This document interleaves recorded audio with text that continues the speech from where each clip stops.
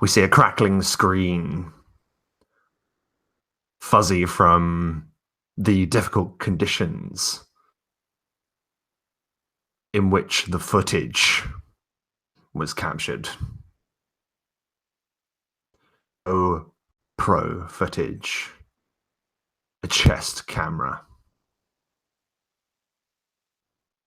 We see a grainy hallway, water pouring from sprinklers above,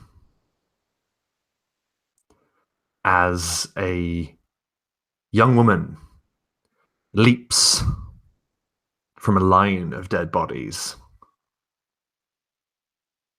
and connects with the recorder. We hear a voice from away from the screen.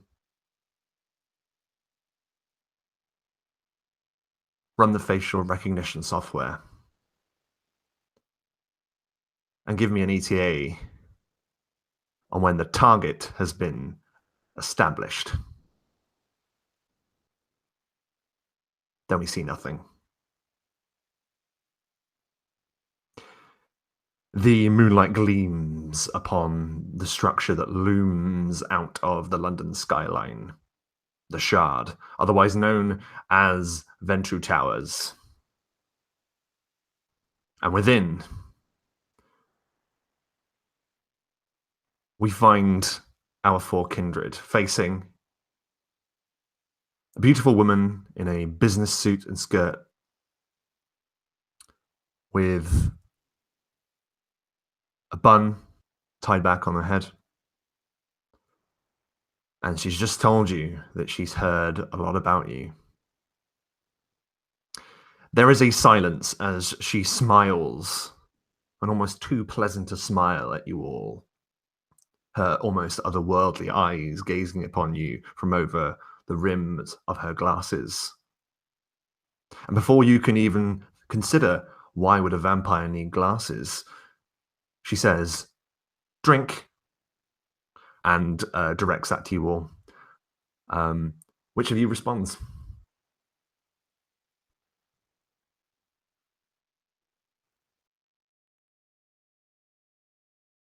Tess looks between Toph and Siegfried, and maybe a glance at Mr. G as well. She goes, I haven't quite figured out how yet. Why, of course, she says, still so young, only a few nights at your back. Allow me to make this very simple for you. She sweeps away from you. You can see in this vast room that there is this, basically the walls are just windows, okay? And you can see that there is a vast desk at her back, but also around what appears to be this corner area of the room, this huge studio of a room. There is what looks to be some kind of bar with a number of taps upon the back. She takes up a number of glasses and with an expert hand begins to press them against a tap as if they were some kind of spirit that would hang above a bar. And you see beautiful shining red blood pour from these taps into glasses. She gives each one of them a swirl, smelling one of them and looking pleased at what she smells, hands each of them to you and says, "I assure you it's very fresh."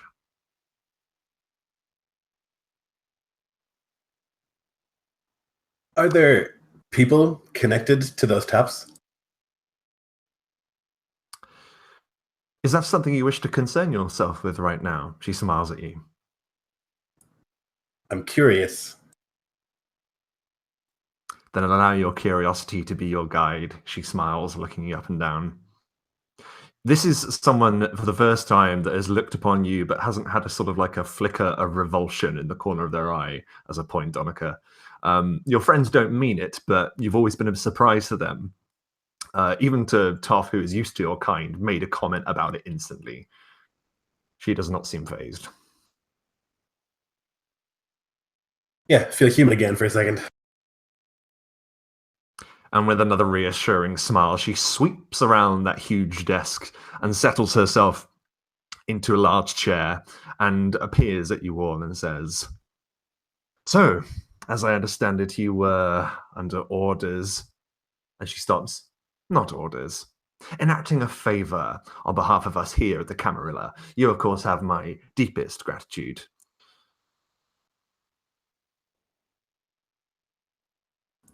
Donika's gonna like look down the line at the rest of them, and then back at this woman.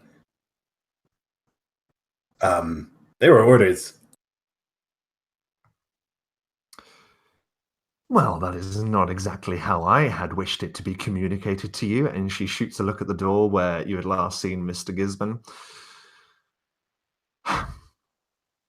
"We don't like to, shall we say, tell people what to do. We like people to feel like they want to contribute to our society here. You must understand my meaning."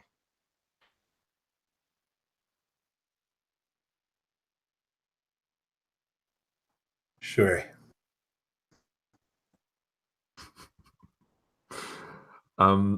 What's running through Toph's head as this conversation is going on? Yeah, Toph is noticeably quiet, which is so outside of his normal character. If the others would look at him, he would be kind of trying to look laid back and nonchalant like he has been since they first met him. But if they would look, they would see that his hands are clenched and he's kind of shifting it just a little bit with the Doc Martens.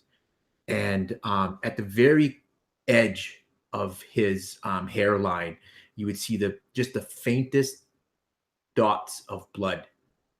And what's going through his mind is it's racing like 1,000 miles a minute or second, I mean. And he's thinking, oh, fuck, this is not where I want to be right now. The fuck have you gotten me into, Sid? That was the last place I'm freaking this god for damned earth that I'd want to be. But he smiles politely, but doesn't say a word. You actually make particular note that this lady has not actually glanced at you once, Toph. Her eyes remain fixed on the other three. "Well, I would like to know what happened at the hotel. We're hearing conflicting reports, and we would like a, shall we say, first-person perspective on the situation."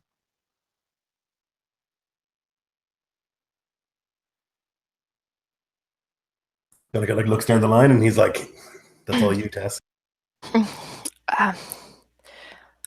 Well, and please excuse me. I'm not sure I know what to call you.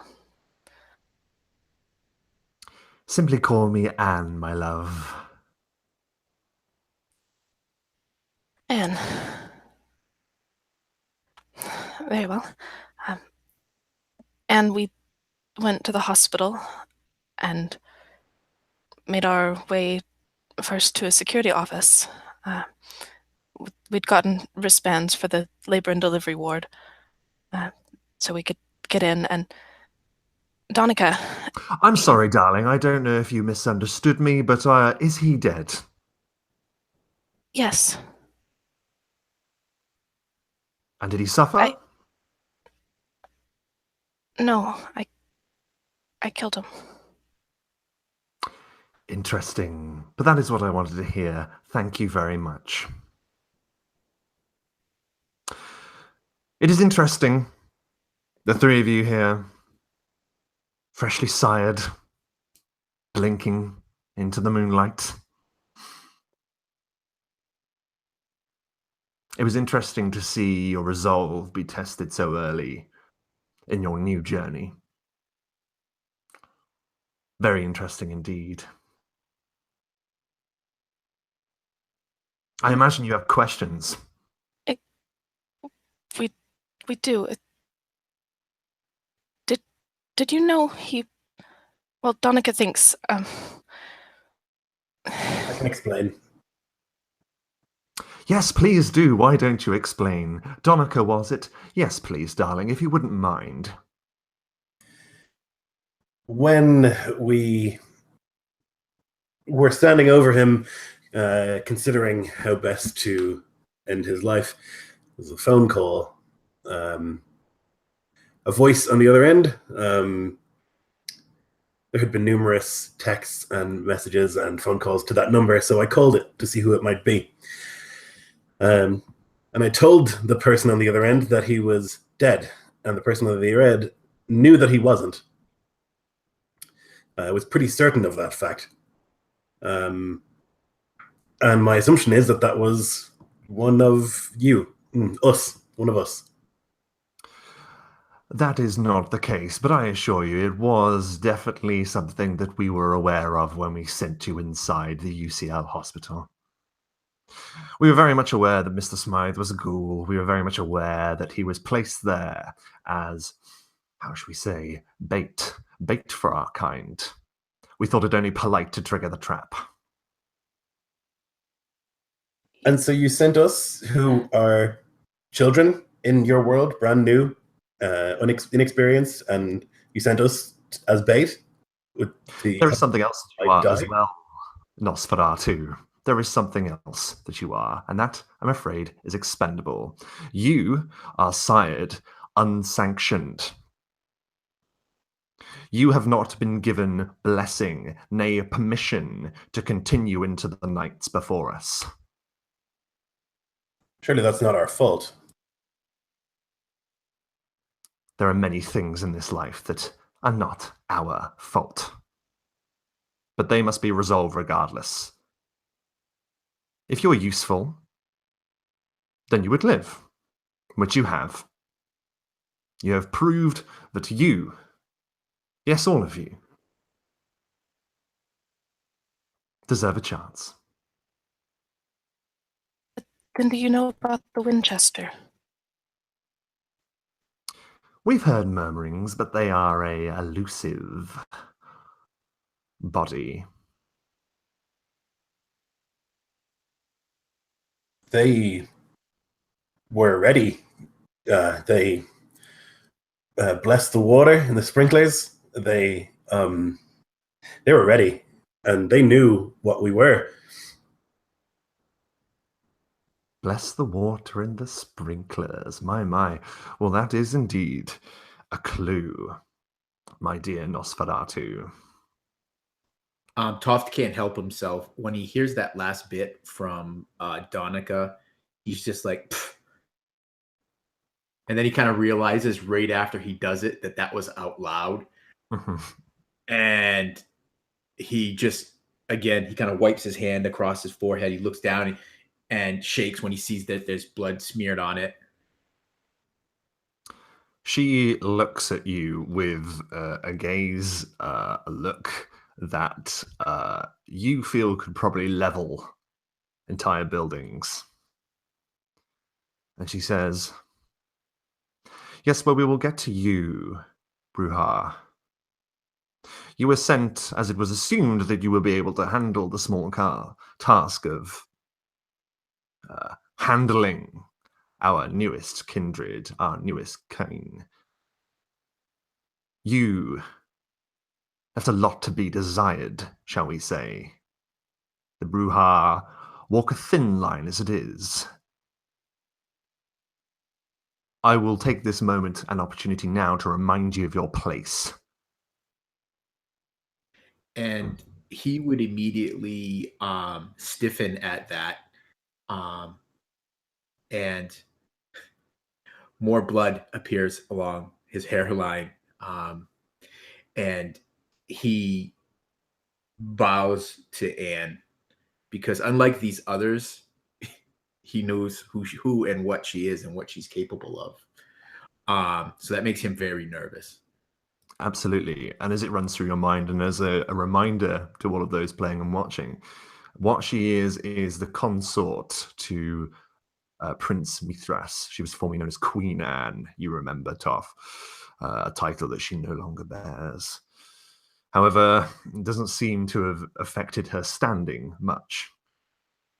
looking around her resplendent surroundings. And she looks to you and she says, "So we encountered this Winchester. What did you make of them?"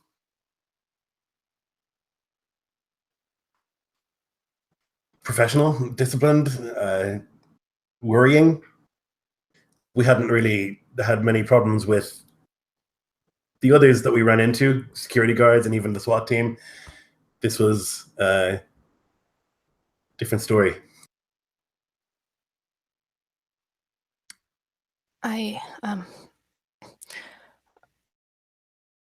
ran into one of them closely. He said he hadn't seen one of our kind before up close, but he seemed to be the leader, I think. I don't know, the rest all chased after Toph. It gave me the chance to get out from under the water and get out. And, he had like a hook and a stake. I think he was going to try and unstake me. I don't entirely know what it would have done, but he knew enough. The leader. My dear sweet girl. Leaders in this day and age do not walk openly into the field of battle. This goes far deeper. And remember, they are only human.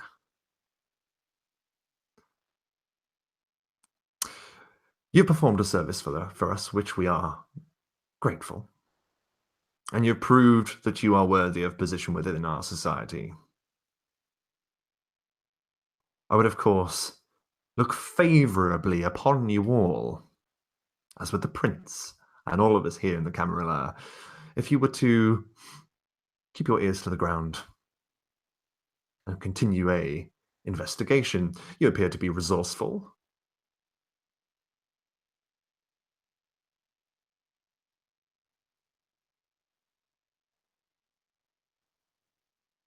An investigation into Winchester. Yes, indeed. But we can talk about that soon.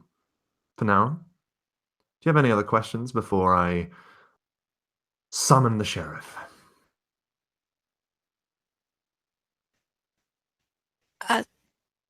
Yes. 100, 1,000. I don't...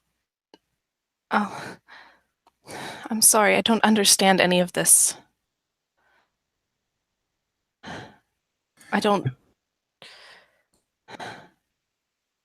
know what's going on. I don't know what we're supposed to do. I don't know how I died. I don't know why I'm here. I don't know if I'm supposed to be able to go back to my apartment even. No one's told me. I don't understand how this works. Which one of those plethora of questions would you like to know the answer to first, girl?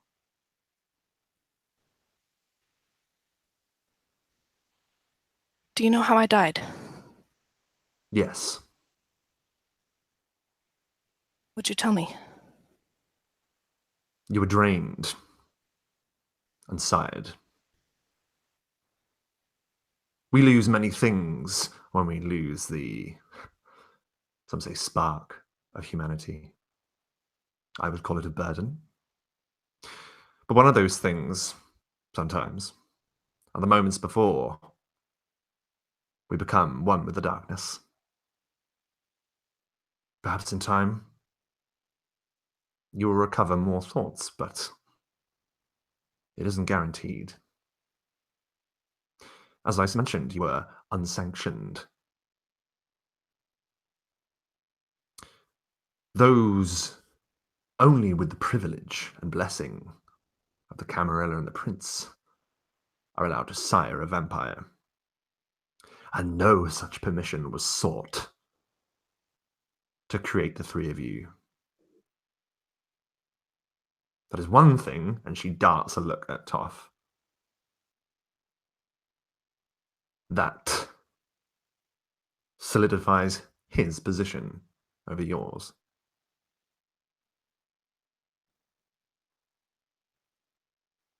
Is there anything else, dear child? I have a question. if you don't mind. Yes. Please speak. So, if legally speaking, we're dead, how do we stop them from shutting off our phones? How do we stop them from taking our home? How do we make money? Like, this is a technological age. Everything is on record. How do we circumvent that? My darling, it is your death, it is your problem. Surely common sense alone will guide you through these matters. It is true, and we are able to, shall we say, transfer the funds of any nature to a, shall we say, more discreet holding area for you to access. But in terms of technology, in terms of your presence, your imprint as a human being on this world, that is something that you're going to have to deal with yourselves. Surely you've watched television. You've seen them snap SIM cards. Is this beyond your skill?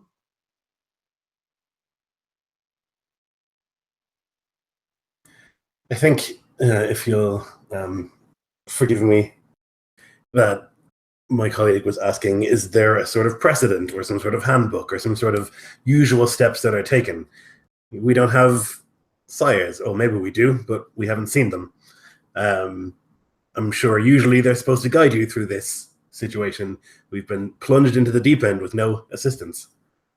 You have indeed, and that was the nature of the test, and indeed the plan in dropping those who had no knowledge into trap, as it were. You're quite right. Your sires would be the ones responsible for teaching you these things. However, you lack such.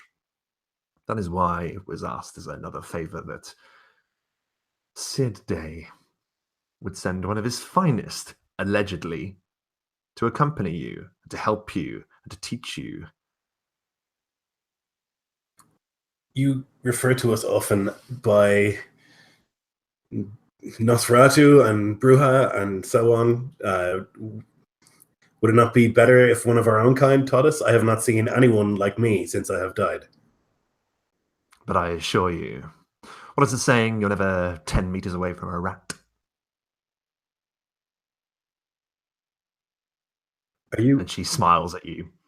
calling me a rat? And she looks at you and she says,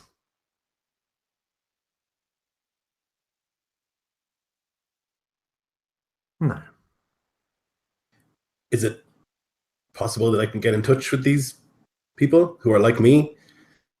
It gets very tiring having people stare at you in disgust. If you seek kinship, if you seek others of your kind, you need only go to Down Street. It is an underground station that can be found in this city. From there, you'll be on your own. Thank you. You may not be thanking me when you arrive.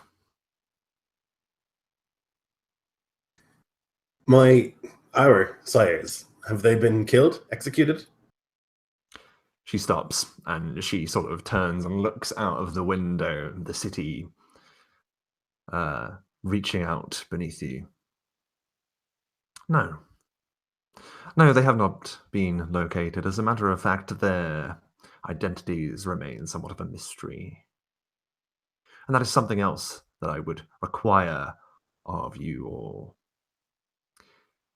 Amidst your investigations, if you are approached by those that bled life into you, you are to inform us immediately. Failure to do so will have, harsh consequences. And she looks at the door behind you. She says, the sheriff has arrived. Standing there, and you didn't hear the doors open. This is the terrifying thing. You didn't hear the doors open. You didn't, sense anything. Behind you, there is an almost 8-foot tall man. He wears dark clothing, has a completely shaved head. He's very pale, and has purely black eyes, and he is just staring at you from the doorway. Allow me to introduce you to Sheriff Sykes, the enforcement, or leader of enforcement amongst our kind here in London.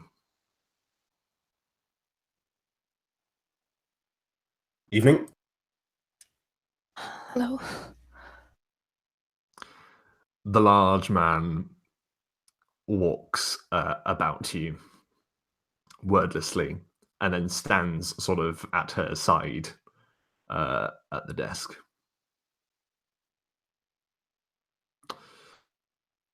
Is there anything else? She says.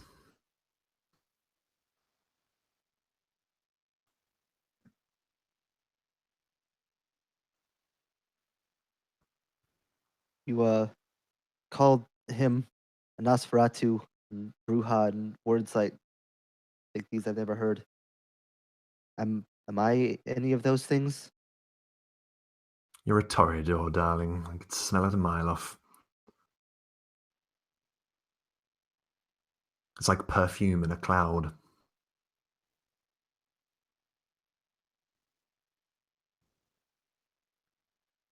Tess nervously takes a drink of the blood and then coughs on it. I can't drink this. She looks at you and she says, "Oh, you're not a vegan, are you?" No, it tastes wrong. I see. And she looks to Sykes, who just looks down upon you with just, you can't tell if it's contempt or just, or if it's just blank and nothing. And then she walks around, takes your glass from you, and then pours what remains into her own. And then she hands the empty glass to Sykes and then walks back around the desk and sits back down. And she swivels the chair and she looks out once again to the window.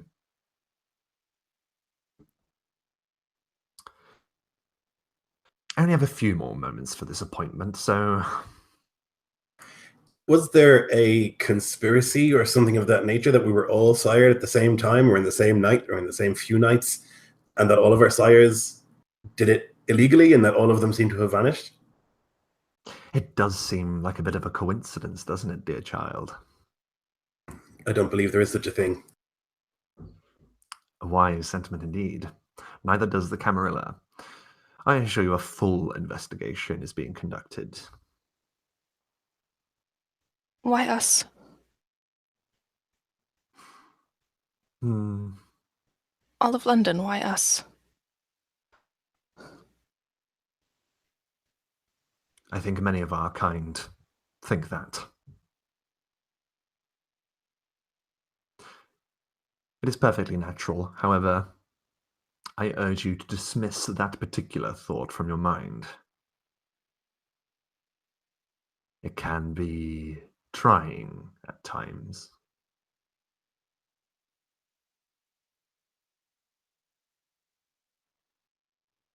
One more thing before we go, and thank you for being so generous with your time. Do you know anything about this Ripper thing? And she looks at you and she says, "Oh, absolutely, I do." Could you tell me? At this stage, it is a strictly need-to-know basis. You will learn very quickly that the Camarilla, and indeed the Prince, likes our actions to be, say, held close to our chest. And it is something that isn't human? What it is, we cannot say. Are all vampires a part of this Camarilla? No.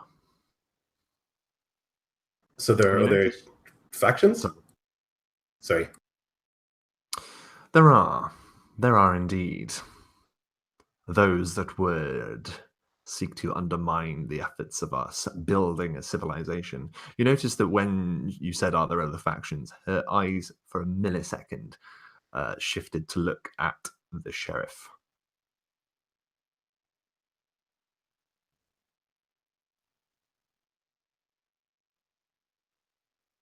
So, sorry, I am new to this. If we're talking about a sort of analogy, the Camarilla is the government of the night, and then there are rebel cells, things like that. You may have heard of the Anarchs, perhaps, or others. The names are not given the credence to be uttered here often, but we assure you we keep close tabs on them too. We are aware that everything that occurs in this nation and beyond, our ears are everywhere. There is no place in this world that you can go where we will not be able to hear, we will not be able to listen, and we will not be able to strike. Simply curious. It is perfectly natural. Does that mean we have enemies? The world is your enemy now. Only family. That is the important thing.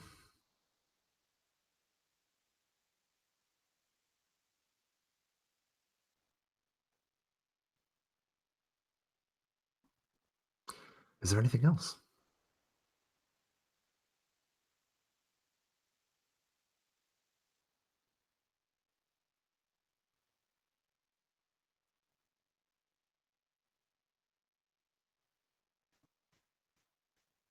No, I don't think so. But thank you.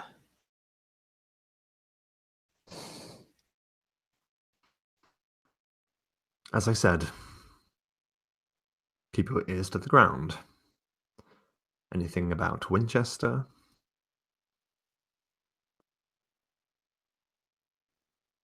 Do investigate. We will be eternally grateful, I assure you. Make no mistake, we will not be confining you in any way. You are free to go and live your lives. However, it is absolutely recommended that you contribute to our society, lest you become, and she once again shoots a look over to you, Toff, lest you become disenfranchised.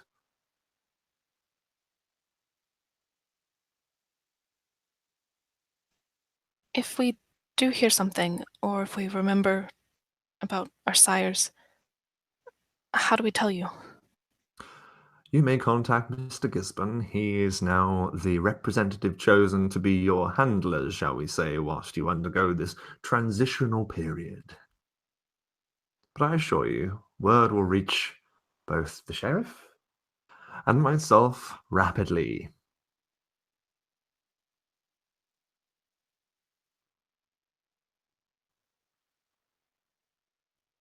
You are free, of course, to explore here in the tower.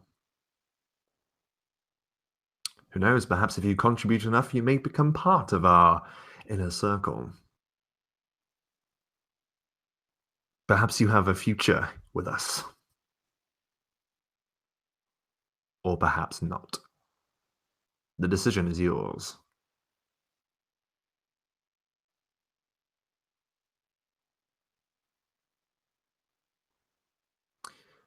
Well, if that's everything, cheers. And she raises her glass. You are escorted to the door by the sheriff, who just stares at you as you walk out of the door. Is there any last thing that you want to do before you leave? Is there anything that you would like to do whilst you're in the shard? or have you other business this night? It's about coming up to 11:30, so you've still got the majority of the night to spend doing what you wish, and you have all fed. Did you all drink apart from Tess from the Not me. Nope. You didn't. Siegfried did. Yeah. Tough. Yeah, Toph would. The only thing that would have been different is he would have pulled out this small little flask that he has in this in his coat pocket, and he pours a little bit of something, whatever is in that flask, into his cup, swirls it around before he drinks it. Okay, brilliant. For those of you that drank, you actually get 2 blood points from just a single glass. It feels different to the kind of blood that you're used to, but there is somewhat unsatisfying feel from drinking it as well. It sustains you, but it doesn't feel... You feel like this sort of thing is a way to tide you over. But it has an energy to it. Any business in the shard? Donica wants to leave as soon as humanly possible. Tess would kind of want to linger and maybe look at some of the floors and see what's going on. Especially with Toph having told her that it's Ventrue Tower, and she's wondering if they're all the same clan as she is, and the notion of that Anne said of family is kind of resonating, because Tessa still feels like an outsider, and she wants to be the insider. Yeah, and you're wandering around and you start looking at sort of like to see if there's a floor map. There isn't one. But the thing is that wherever you seem to go in the at least on this floor, before you like go exploring anywhere else, you note that the sheriff isn't that far away.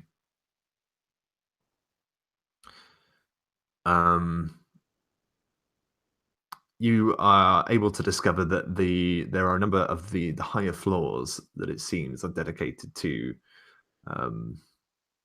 shall we say, vampiric activity. But there is, curiously, a number of what seems to be perfectly commercial, human-like. There is a hotel in there, like an entire hotel called the Shangri-La. There are swimming pools that can be found. There's all kinds of things there. And you take note of the fact that, you know, this is like I mentioned before, this is like the 1%. This is, you know, above the world. This is where you come when you've made it, essentially. You're not able to determine like what clans are around, because there don't appear to be that many people around at the moment. You maybe spot 1 or 2 people that don't look, you know, out of the ordinary. But it's called Ventrue Tower.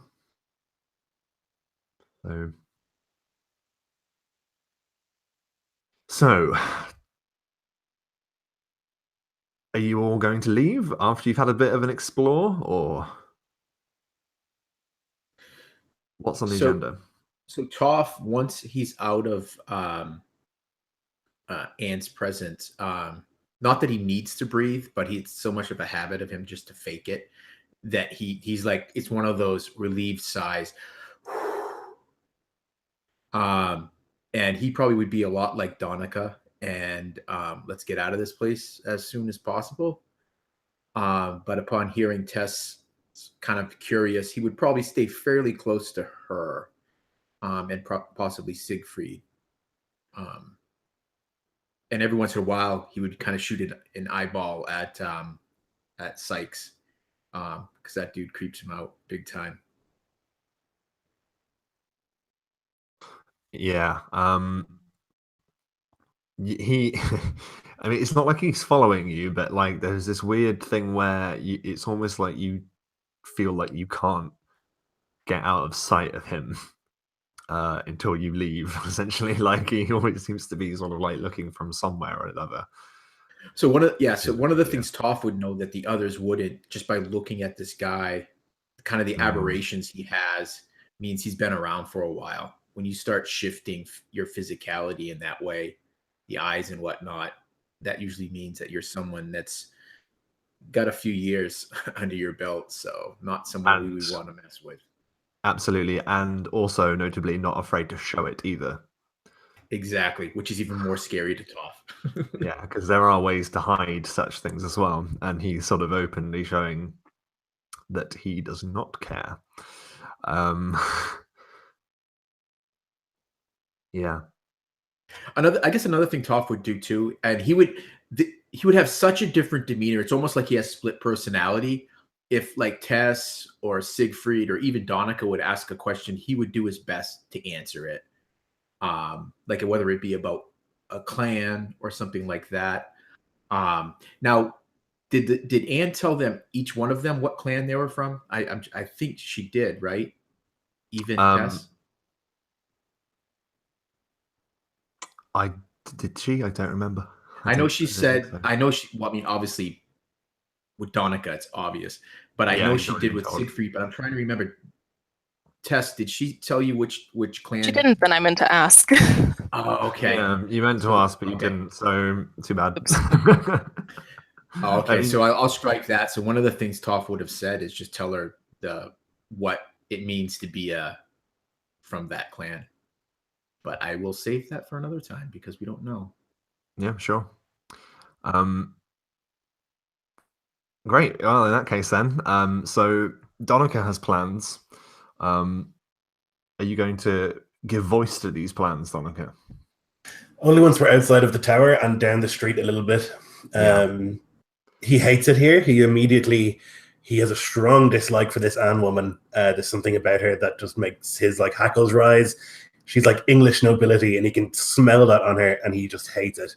It's like so degrading and so demeaning, and like so, yeah, he just hates her. And he hates this place, and he hates this like corporate hell that they've created. He's like, why, if you were dead, would you still live like this?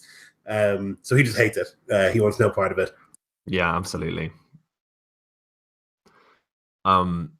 So yeah, you're down the street by this point, and the rest of you can see, unless you're trying to hide that you were annoyed by that, like you can see that written across his face. Toph seeing that on you, Donica, kind of just as you're just strolling, doesn't even look at you, and he says, "You really pushed it there. Did you know?" Well, no. Then he kind of clutches himself. He says, "Of course you don't know. Damn, you're fucking still so new." And what? I thought you were going to get us all killed. She's bonded to the prince. She could kill us all with just a look. I mean, and he stops, and he looks right at you, and he says, "I mean, kill us all with just a look. Not order us killed, though she could do that too. She's ancient, powerful, beyond anything your neophyte mind could ever wrap itself around." She brought us there to ask questions, so I asked questions. Seems like a good opportunity to learn things and to ask things that she might have had the answer to. Yeah. Surely someone so old and so powerful wouldn't also be that fragile, would they? That they could be so easily upset by questions? Listen to me, Sig. Forget what your eyes show you. She looks like a fragile woman. She could probably throw that damn car over there. Not questioning her powers. It just seems like I don't understand why she would get mad at us for asking questions. That seemed like the point. It's not about her getting mad. She just doesn't care. You say the wrong word to one of these people, you're done. You remember how I said we need to hold on to our humanity? They have left that so far behind. And he looks around to whatever people are walking on the street, they're ants to them. And us? And he pokes you he pokes his own chest, and then he pokes yours, Siegfried. He said, we're not much better. We're just tools to them. They think they're better than us. That's why I didn't drink the blood. That woman. Well, she should have done that. No. There's like a person in there that they're draining like a fucking animal. It's not right. That woman smells like old English nobility or like fucking Margaret Thatcher. Awful. Terrible. And I want nothing to do with it. She seems nice enough. Oh, Honestly, fuck off. Donica. She wasn't that bad. A little icy, but I don't know. Toff shakes his head. He Call me a goes, rat. you're so blind, girl. She was toying with you like a cat with a mouse. She insulted you, and you're too naive to even see it. She also said that we're all family now. Family. That's a farce. You're a family so long as you're useful. Just remember that, Tess. And I'll So be stay- useful. Stay useful. I will. Watch. Anyways, Donica and I, we have to head to Down Street. You guys can come with us if you want. As you're walking, you're sort of walking along sort of the bank of the Thames across a plaza, and you see sat on a bench, sort of on a sort of raised viewing observation sort of area. There are a few trees and flowers planted around. And sat on the bench, you can see Mr. Gisborne is sat there, and he's just staring at the water. And then as you kind of approach, he looks at you and smiles. Ah. Well, if it isn't my new best friends, I have a gift for you all.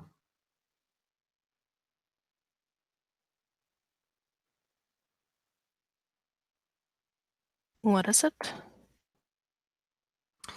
He reaches into his immaculate blazer pocket and produces three what look to be like black wallet cards, and he hands you each one of these things. And he says, these are your new access to whatever funds you had available to you on your embrace. Your accounts, your prior accounts, have been taken care of. And essentially that means you're now able to access your funds in a way that it won't be traceable anymore. You see that essentially you have like a black MasterCard kind of thing, but it doesn't have any writing or numbers on. It just has like the chip. Toff, you are not given one of these, as you've probably had your own deal sorted out for ages. If you have any money, I can't remember if you do. I think Toff probably shredded, or once he got one, he probably canned it as soon as he got it. That's not his deal. That's the man. Don't want to be on the system, man. Yeah, fight the That'd be power, cool. baby. Ask a question, he would say, I shared an account with my wife.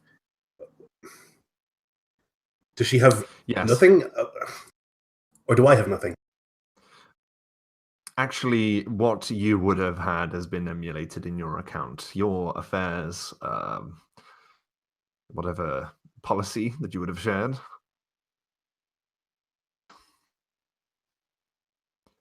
Though I must warn you, continued thought of that life is and should be behind you. And he looks at you, those icy eyes just don't leave yours. Yeah, I'd look back and I would just say, I have a child. Not anymore, you don't. And Toff would chime in at that, and he'd say, yeah, Donica, it's time to get rid of that phone you've been coveting since I met you. That life is over. You're not going to help your wife or child by keeping that phone. You just said we had to hold on to our humanity. I don't... What? You hold on to your humanity, Tess. You don't hold on to who you were. That life is over. As much as this conversation is fascinating in an overwhelming way, I have other matters to attend to. However, and he taps something on his phone, and you all hear a "woo" as something is texted to you. This is, shall we say, a head start into your investigation of this Winchester Corporation. I think you will find the result challenging, but remember, they are only human. And with that, and a smile, he turns and walks away.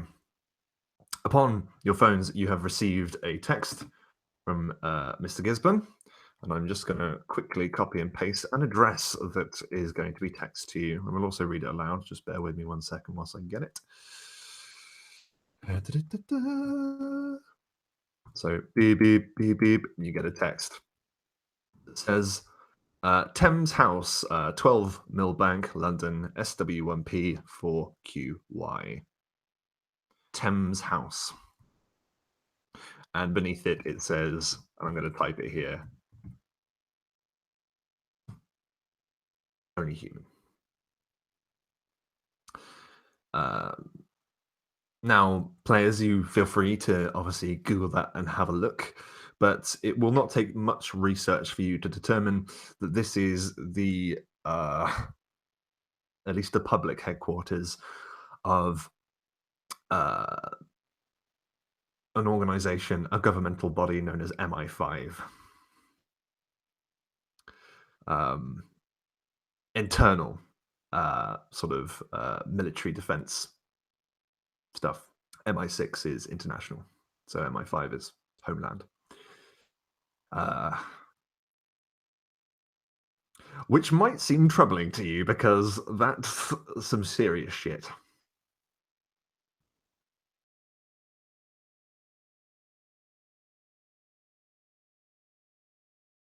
Definitely serious. And like Donica would like look at it and be like, and then he would just like put the phone away and be like, that's something I can deal with later. I'm not interested in it. I want to go do my shit. He's got this like currently just this really strong dislike for the way these Camarilla people have treated him, and they're just like assumption that he's going to do what they ask of him. It makes him angry, and so he's just like, fuck these guys. Yeah. So it's pretty clear where Donica's going. What do you want to do? To remind you, we have because Sid mentioned this also.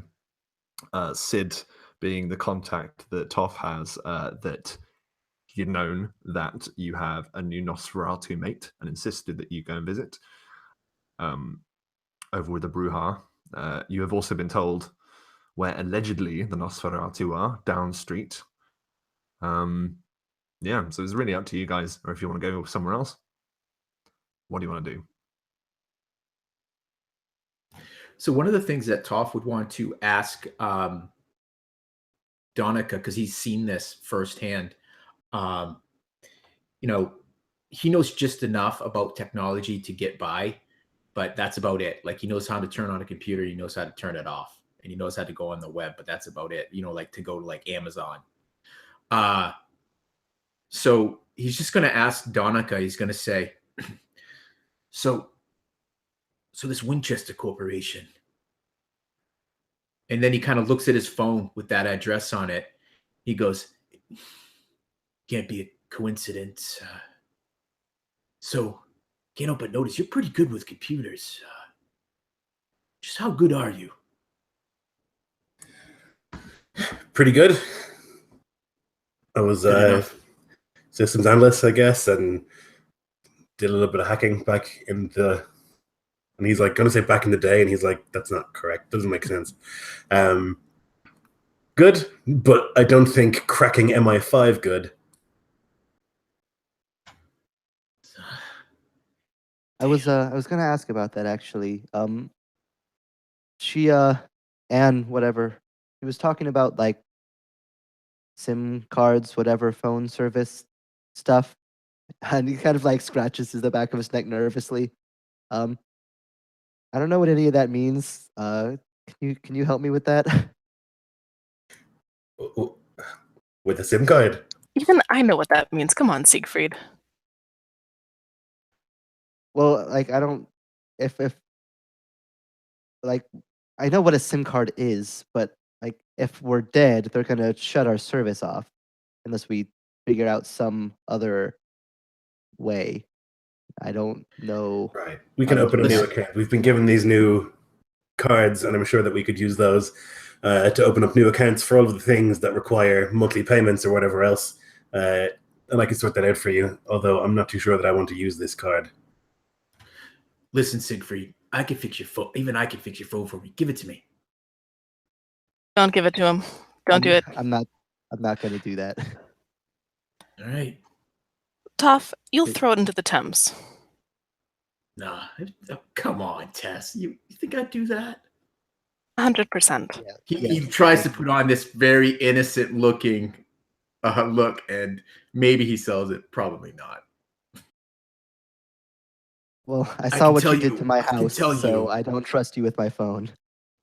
I would not throw your phone into the Thames. Come on. They'd wonder why it was there.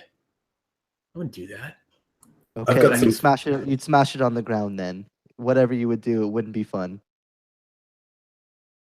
Listen, I have some stuff to do this evening that I would like to do. You're welcome to join me, although I'm not sure that it's really. And he looks at Tess, your cup of tea. But I would suggest that before we go to sleep, we meet up back at Siegfried's, and I can help you with any account-related needs you might have.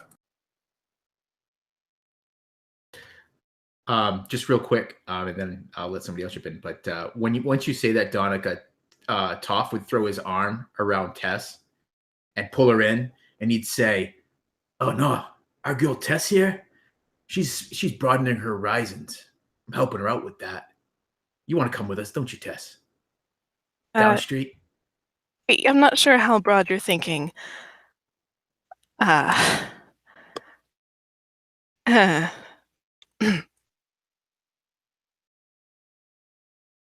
Listen, I want to go visit the rest of my kind, and I don't know how pleasant that's going to be for anyone.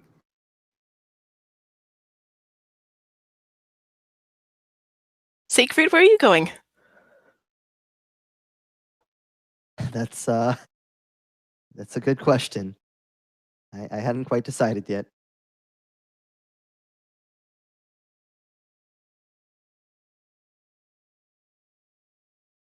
Any ideas?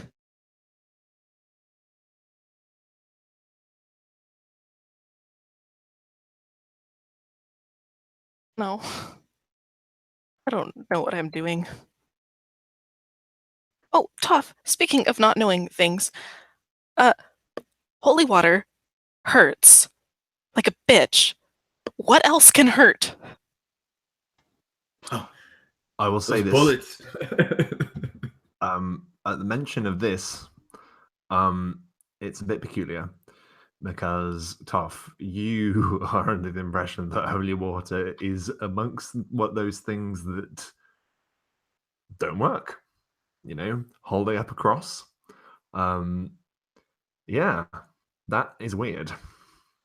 Yeah, and I guess he would kind of look at her. He'd like take his arm down around and he'd kind of look at her. And he'd shake his head. He'd say,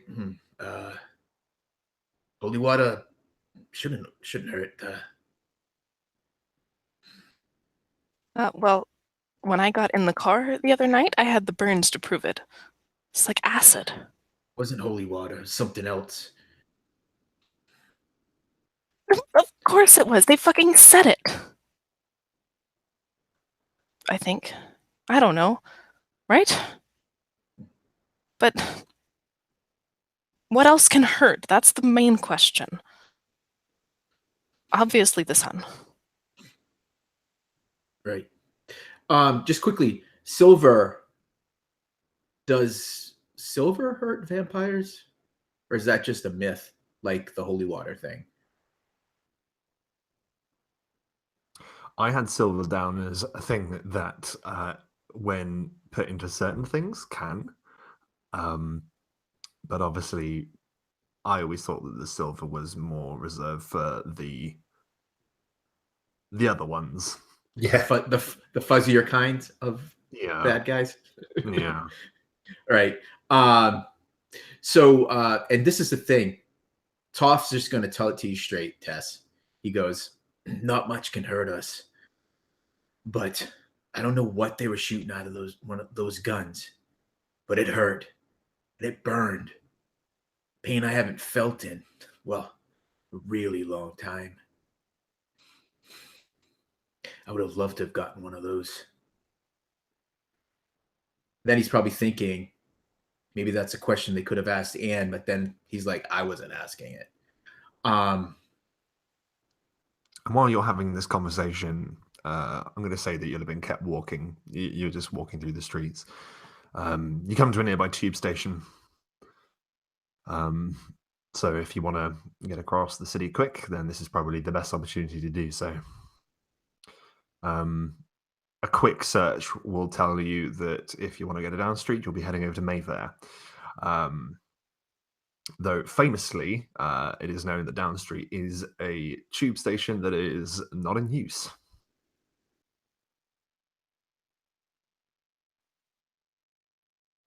Where is your pal, Toph? My pal? You mean Sid? You said somebody wanted to talk to me. Yeah, we're going to Down Street. He's there? Yep. No, he's not. Sid is No, not Sid. The guy that, remember Sid sent me last session, Sid sent me a text message. Oh, that take Fagin Donica was, to Down Street. Yeah. And that's what Toph's talking about. Okay, that's cool in that case. So yeah, you last session you were told that Fag would be interested in speaking to you. Yeah, so that's the name, Fag. So let's go there. Okay, are you all going? You don't feel like you have to?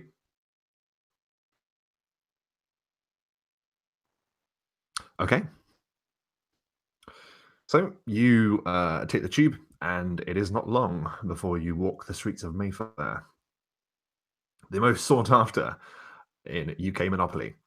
And it doesn't take long before you see Down Street, and it is tucked away in a really, really grim corner. You see these stairs. One of them, it's separated like in half by like a banister. The hard rule is in London you always stick to the left, and if you're on the right, you'll piss a lot of people off because you'll be in people's way. And as you arrive on the left, obviously no one's going into this place. It's shut. You can see that there is a steel kind of gate that blocks the entrance, and one of the sides of the stairs is slick with vomit.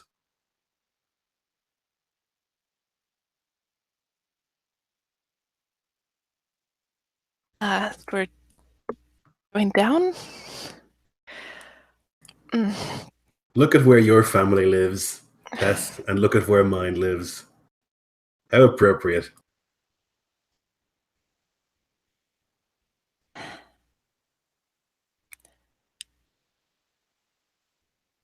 Would you like us to come with you? I don't want to put you through anything unpleasant, and I honestly think this will not be pleasant. I mean, maybe I'm the ugliest of these people, or maybe I'm not. Maybe I'm extremely good looking. I have no idea. And it could get really scary in here, and I know that maybe you're not cut out for that. And that's fine. I don't blame you for that. Not cut out? You know, I think let's go. If you insist. It isn't difficult for you to sort of wrench open these gates. There isn't like a chain or a lock around it or anything, and you can see on the floor there's a squeak mark that shows that this gate has been opened often, regardless. And you find yourselves descending into this grotty, wet tube complex. The familiar stairs winding round. You can see that paint and tiles have just been chipped and rotted away, essentially, from years and years and years of misuse. There's a number of urban legends about this particular place, often wildly renowned as Churchill's secret bunker, as it were, from the time of World War II. But at the moment, it doesn't appear to be looked after at all in the world of darkness, anyway. And you find yourselves standing upon an old platform. There is a very, very gentle, cool breeze that drifts down it. Really, really old bits of newspaper just lying around. See rats in the corner, scurrying away as you approach. One of them gives you an eye, Donica. I nearly said a wink. That would be too much. Yeah, you're just standing on the platform, and there doesn't appear to be anything happening. It's just dark. You're in a dark underground train station. I guess I'd look at Toff and be like, "Do you know where we're going?" So tell me, Lionel, and I don't mind either way, so this is completely up to you. Have you been to Down Street before? Considering it is not exactly the nicest place to go, I will say, before we go in. I would say in the time that Toff, since the time that Toff's been embraced, he has been here grudgingly, and it's always been business. This is not even for Toff. This is not a place he would want to go. But yeah, he's been there a couple times, but it's probably been a good 5-10 years since he has. Sure. And you know that in this case, it is customary to wait. Yeah, so he would just drop down, hanging his legs over the edge of the platform, and just look at the others and say, "Have a seat. We don't know how long we're going to be waiting." We're waiting? No, Yeah. fuck that. No, Donica, What's the listen. matter, Donica? That's how it works. You can't handle the smell? We got to follow the rules. It's fucking rules. And he'll like look around and he'll see that rat who's looking at him and he'll like lock eyes with him. And he'll ask him, "Hey, which way do I go to get to the people who look like me?"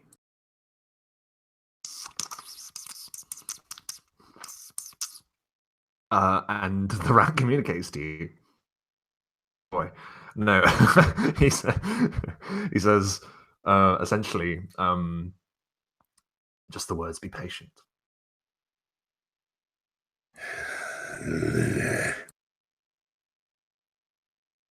Yeah, Siegfried's gonna like kind of look over to the other people and just like, I don't know that I'm ever gonna get used to him doing that. Donica, you squeaked. Yeah, He's- I can talk to rats. What? Did nobody tell me this before? Why did nobody tell me this before? I think other animals too, but I haven't tried. That's weird, cool? I don't know. Both. Seems pretty cool to me. I don't know.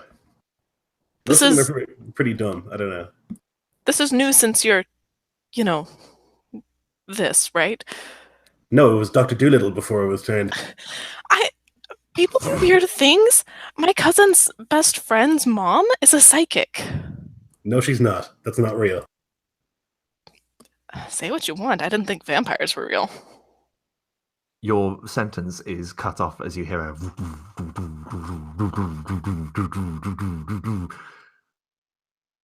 almost like the beating of a heart, but it is not. You see a faint red light in the tunnel, and then all of a sudden a single tube car like rolls. It's almost like it isn't like, it kind of just rolls out from the side of the left tunnel and comes to a stop, and the doors open. This is one of the old tube cars. This isn't like the ones that are down there these days. Like, it trundles along and it finally comes to a stop and the doors open You can see that there is a driver's sort of carriage at the front, like a driver's compartment at the front part of the section. So you know that this would be like the front of it, if it were attached to more. Is there a driver? There is. It's difficult to see his face, but if you go up to the window, you might be able to look. Do you go up to the window? No, he won't. Donica thinks this must be highly ritualized. Like, that's why we had to wait here, and that's why the thing rolls up. I think we just have to get in and not make a deal about it. Okay, so Donica isn't looking. Anyone else? This is way too curious not to look. You definitely want to look? Definitely. So as the others start piling in, you sort of like just take a little bit of a glance and you see that there's a figure sat in the sort of the driver's seat or whatever, just facing like down the tunnel. But then as you look, their head turns and you see that whatever this person is wearing a large clown mask. Oh. Oh. Like not a nice clown mask either. Like a lot of the rubber on it is perished, like, and a lot of the color is faded out of it, like, and it looks like it's crying. She just kind of makes that little and gets on behind Siegfried is probably the last one on.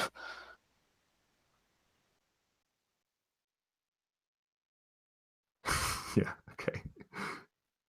And then all of a sudden it's trundling along. Dum dum dum dum dum dum dum dum dum dum. Is there anything you wish to discuss before you arrive at Downham Street? You have a few moments in the carriage alone.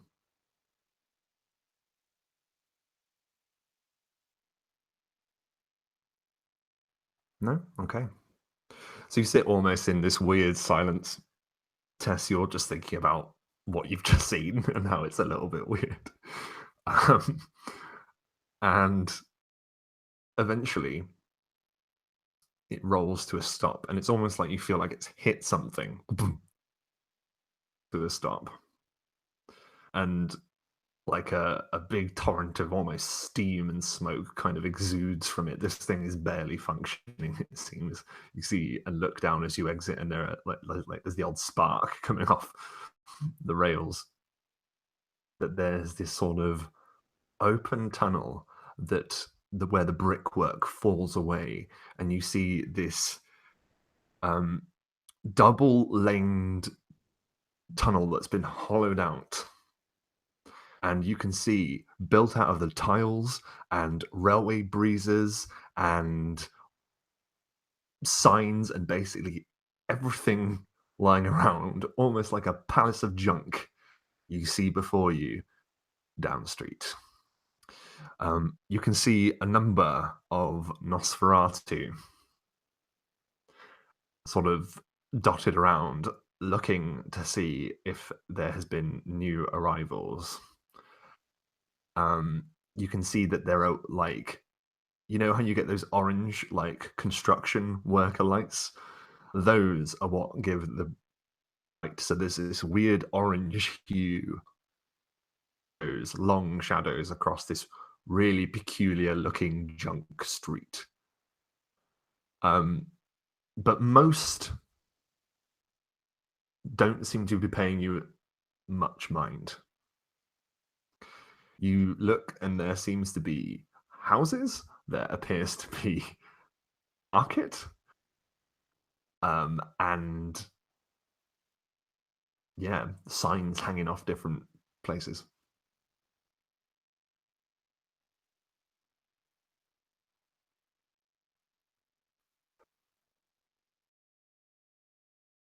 As Toph steps off the carriage, he'd look around and he would remember why he doesn't come here. He would kind of look at he would look at Donica and give that wiry smile, and he'd say, "Fuck me dead, and I thought you were ugly. Damn. Well, you're home, I guess." Yeah. It's nice.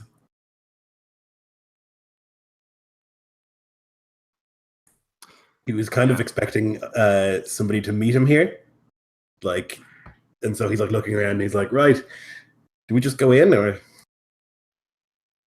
Yeah, no one's Rob, I waiting would for you, imagine so- I would imagine Sid would have sent me where to go here. Yeah, well, you've been here before, so I'll say that Yeah. you know where Fag would be. Yeah. Well, I guess I'm still tour guide, so follow me. And he would just start walking off. He wouldn't even wait to see if anyone acknowledged it or not. Yeah, you know exactly where to head. It is it hasn't got the nicest reputation at all, but it is the drinking establishment of Down Street, simply known as the Gutter. It's like it almost looks like a place in a sort of Mad Maxian saloon. It's kind of like got boarded up windows and a strange kind of like swinging door. And you enter, and there's sort of the dull hum of music playing in this place, and you see that it doesn't seem like this place is busy. It doesn't seem like there are many people around. There's one or two Nosferatu, among with a couple of other different types of people in there as well. That are Nosferatu, but definitely have some kind of vampiric look to them. All of them look a little bit sort of dodgy, is what I'll say. Like everyone down here looks like, you know, they're looking for trouble, and your presence is not ignored as you enter the bar. There's a Nos at the bar who's wiping a glass with a rag, and he goes, "You're right there." Yeah, not too bad, thanks.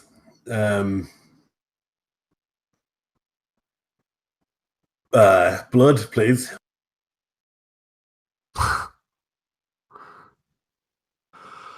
Right, and he basically reaches down under the bar, and you can hear like this as something viscous and lumpy pours into a glass onto the table, and he'll be like, "I'll be £4, please." £4. Jesus. Reaches into his wallet, which isn't there. He realizes he doesn't have a wallet anymore. He's dead. Actually, it's on this guy. And the very unfriendly Nos looks to who you're pointing at. You say Toph? Did I dream that? It's I literally know. whoever answers first. Oh, okay. Toph gives this kind of this look like, are you for real? Are you for fucking real?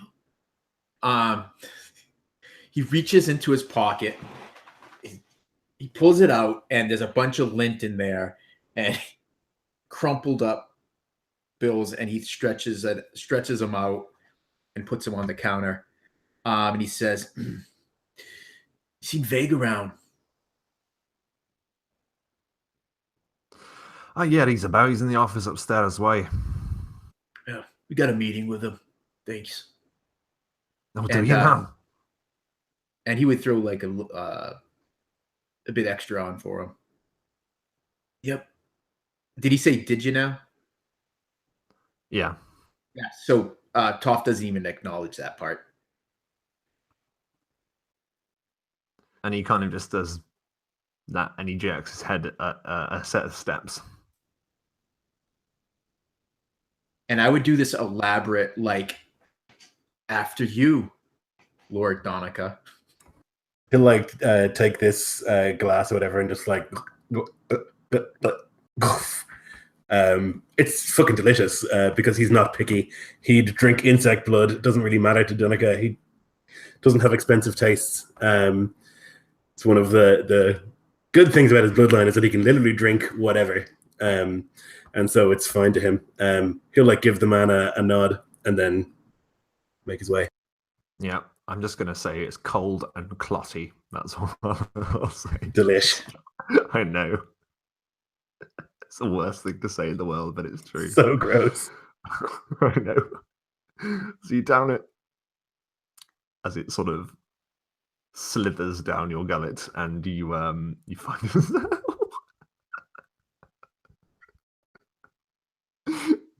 You find yourself at these stairs, and there's this door, and it looks like it might have been like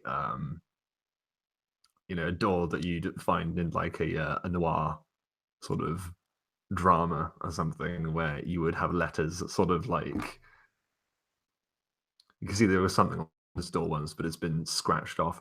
But the door explodes open as you almost arrive, and 3 small individuals. You can see that there are 3 child-sized Nosferatu who run by you without even like giving you a second glance. They appear to be enjoying some game.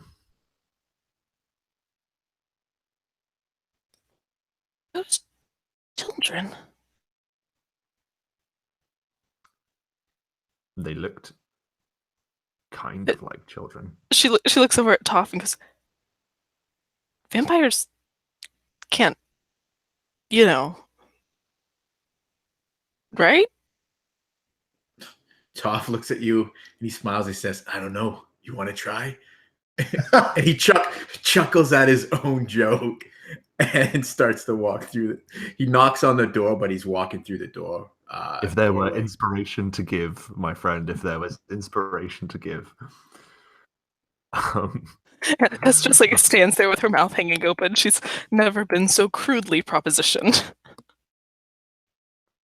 And you're almost maybe about to give some kind of biting comeback, but you see that the door before you is wide open and a cloud of smoke sort of exudes from the room.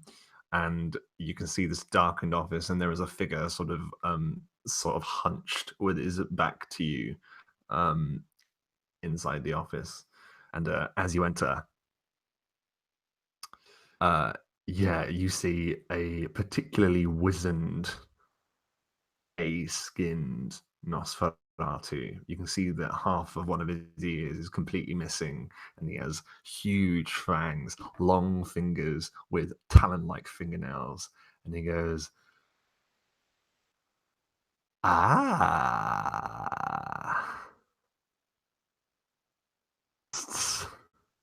that is excellent. Hello, welcome. My name is Fag. Please take a seat." And that is where we're going to stop for a really short break.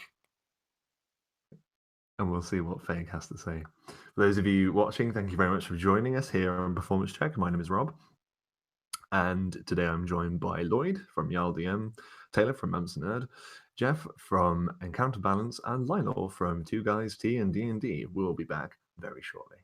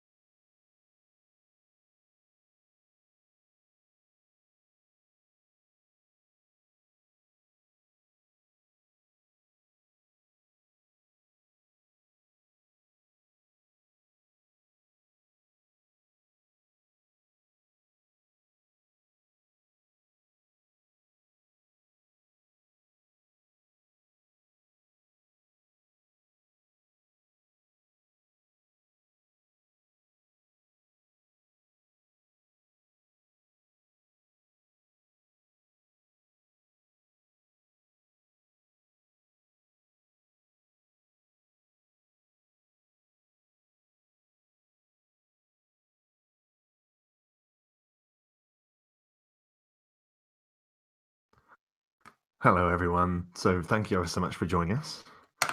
I've been really excited about them coming to Down Street. In preparation for this campaign, I had made sure that I had factions of vampires, and I knew where they were going to be and who their leaders slash primogens are. And ever since we started, I've looked forward to them meeting Fag. Enjoy it so far?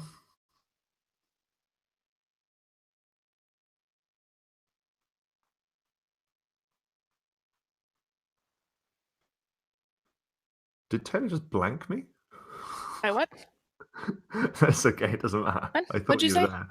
I I'm said, no, it's okay. It doesn't matter. I was just saying I've been looking forward to playing and playing Fag. And I was just Oh. saying, like, how is this session going for you so far? Oh, that's great. I started out with the nail-biting intro, facial recognition of Tess. That was super fun. Like, oh, shit. And Anne and the sheriff. Well done. They came across very well and are super creepy. That's good. Like, Yep. creepy is so much fun. My favorite character of the whole campaign is the guy in the in the underground train, like the dude with the clown mask. He's my favorite character.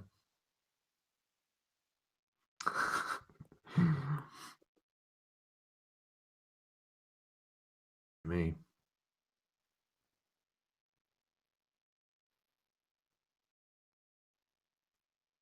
Yeah, clown masks are creepy. That was a nice touch.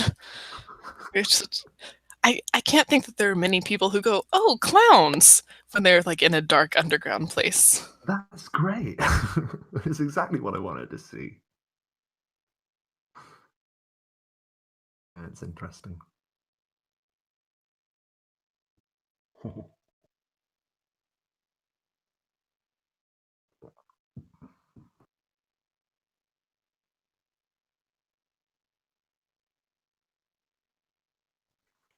Whilst we're waiting for Lloyd, is there anything that you guys are like planning, or do you have any questions, like for like if there's anything you want to do whilst you're in Down Street? We're not in play, but just to talk about it. Oh no, Lloyd's here. Hello. Hey man, no, it's all good. There was in Russia. I was just asking if there was anything that you wanted to discuss before we jump back in, but if you're happy to just jump back in. Okay. So Fag is there, and he's wearing this sort of old, kind of, you think it might have once been a tweed suit, but it's like covered in mold and stains. And he has like this ancient withered cravat around his frail neck. And he looks around, and you can see the smoke is coming from this just ridiculous pipe that he has that's sort of resting on his desk. From the smell, it doesn't smell entirely like it's just tobacco in there. And he says, my friends, welcome to Down Street. I have been expecting you. Welcome. Please make yourself comfortable. I hope the little ones did not, shall we say, alarm you when you arrived. And so those were children? Ah, yes, my beloved. Aren't they so adorable? I wasn't. I mean, did they used to?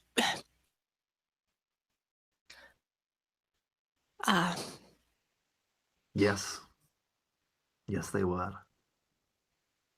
Bless Oh. their little souls. Oh.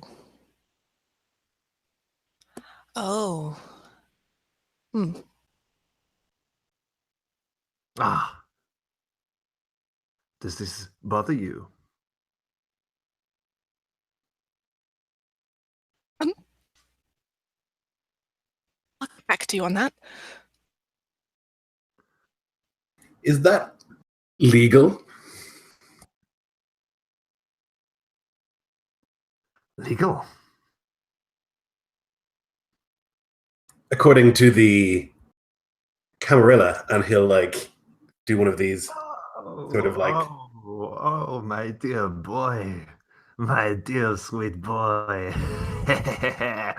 Legal. Hmm. It was a mercy. For they, if not for my embrace, would be in the ground. Here they have life. They were all, what's the word? Terminal, shall we say?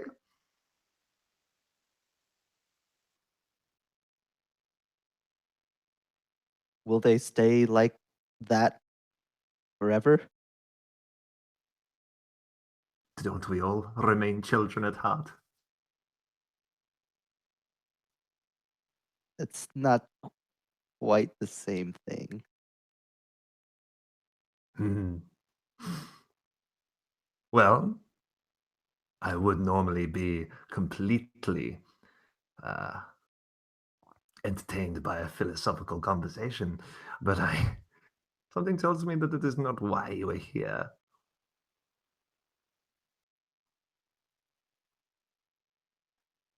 no, indeed. I am a recent.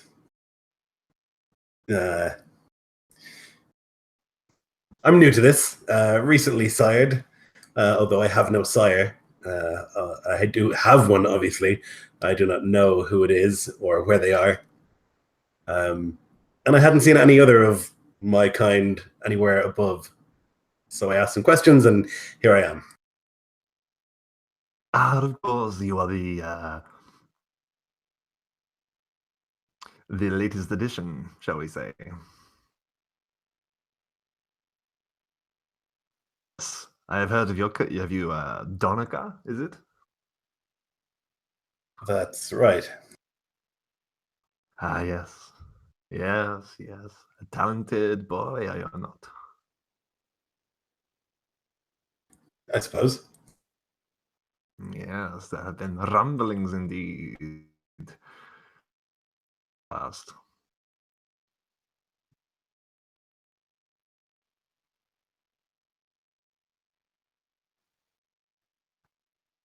So you know of me and wanted to speak with me, I think. That is correct, yes. We have much to speak of. You are one of us. You have, shall we say, changed in a number of ways. Ways that you might find alarming.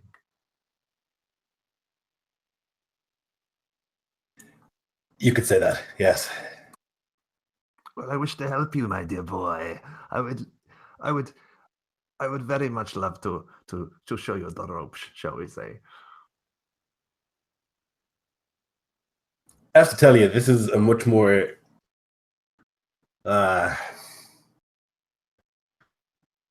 level playing field than the previous meeting I had. Oh no! And what meeting was that? We met with Anne. He lets out this guttural laugh that is this the filthiest thing you've ever heard.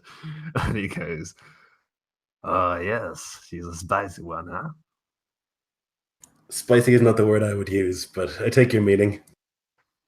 They use that word, if you know what I'm saying. Well, I would be more than happy to show you around, but we have need for someone with your abilities, shall we say? You got a little quick fingers. I The do. computers. Yes. It evades me. It evades me. It's strange. It's corrupt. It's strange. I do not like it. However, it is significant in this day and age, is it not? You could say it's the most significant thing of this age. I see. Yes. Well, we'll see about that. When the end of humanity and this entire world befalls all of us, you'll be able to tweet about it. Is that good? Yes? Actually, I'm not on Twitter. am. It's- Well, was. Come on, Mm. Donica. Keep up with the times. As you can see, I have a as such, they are treated well, but they have certain speciality that it's very difficult to find elsewhere, if you know what I'm saying. Yeah, I think I do. They hide and they watch. It does seem to me that I have certain gifts or a natural or unnatural propensity towards being able to hide. Mm. And to find other things that are hidden, no? Potentially. Potentially. For the right price, Donica says. And he's like, where'd that come from? What the fuck? Why are you talking like that? You're not a secret agent. What? He's like thinking all this but it just like came to him. And he looks out of the window, and because there's sort of like this window that looks out to the rest of Down Street, and he bellows, 10 minutes! 10 minutes it took him to talk about money. Might be a record. Oh, money. What will you do with such a thing? Well, a number of things. I have people who depend on me. Oh, and who might that be? People. People. Secrets are valuable. I'm sure you understand. Bingo. Yes, I adore secrets. It is how it is what I bring to the table, as it were. It is what I deal with. Secrets is my money.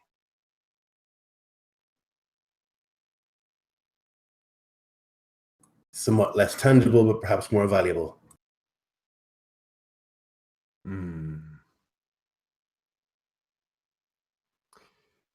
What can you offer me? What can I offer you? What can you offer me? What is the exchange? What would you like?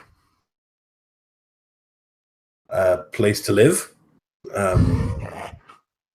A it's a good question. Money, an income, information, teaching on how one lives like this or doesn't live, I suppose. You wish to become part of our society down here, no? And he like looks out the window at like the state of the place and like the freaks walking around the place who like seem to be like really like accentuating their freakishness. Possibly.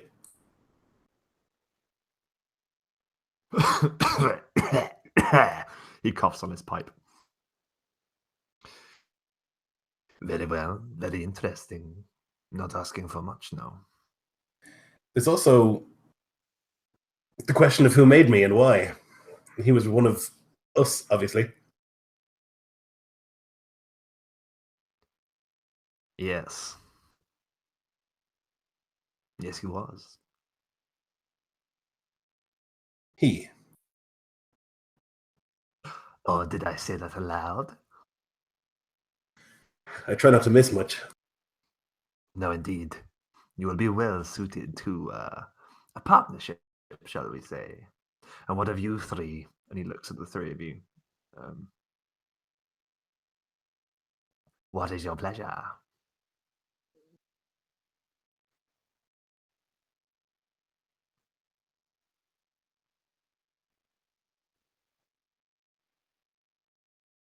Kind of under his breath, Toph would say, "Poor eyesight."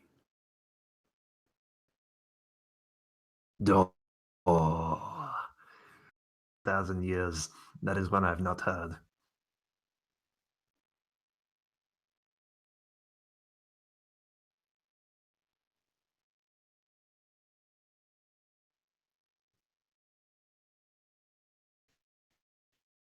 Yeah, Siegfried's eyes would like go up at the 2,000 years remark as well.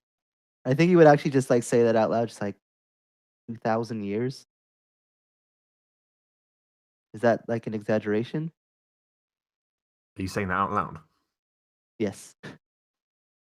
He grins at you, but he doesn't say anything. Where are you from? I'm from many places. I have traveled a bit in my time. But where your human life was, it probably doesn't even have the same name now, no? All secrets, all information. If you wish to purchase, you are more than welcome to. Okay.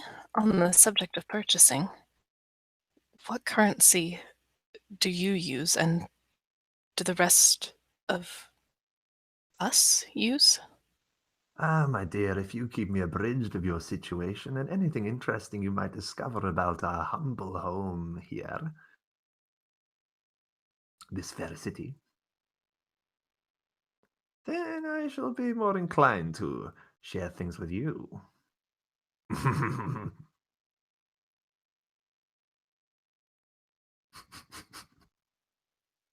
Tess kind of nods and smiles because she's dealt with prosecutors and DAs who have this kind of mentality of, if you just keep me in the loop, then we'll kind of scratch each other's back. And she knows this kind of guy, in a way.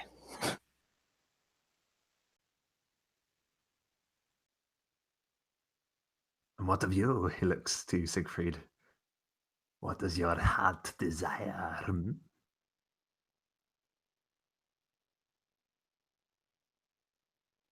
Are you gonna give me if I tell you? That's Kind of like exactly the smirks. kind of thing. Yes, I like this one. You bring me good. You bring me good, kindred. I like. I've smelt you before, and he looks at you, Toph.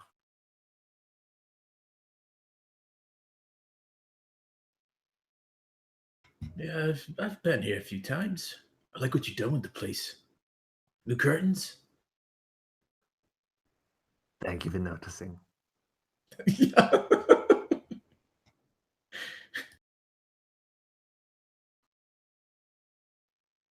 Now, you are free to explore. You're free to ask me what you like. You can go as you please. But you, and he points to you, Donica, I would ask a small favor of you. I would, of course, be happy to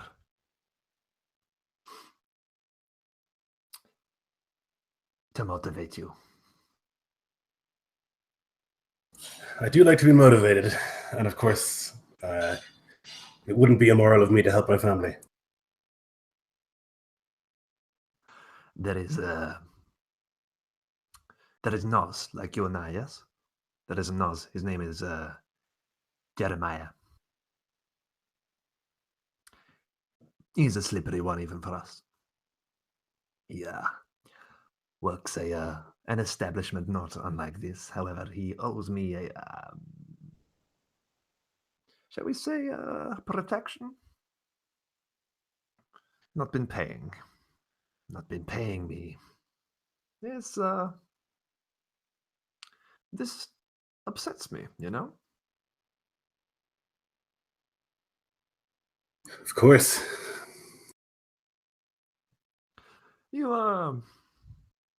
You make Jeremiah pay. If you make him pay, then I will more than happily pay you. What would you ask?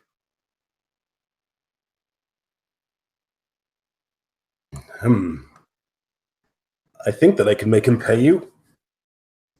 Whether he agrees or not, I can most likely siphon some funds. What I would like in return would be some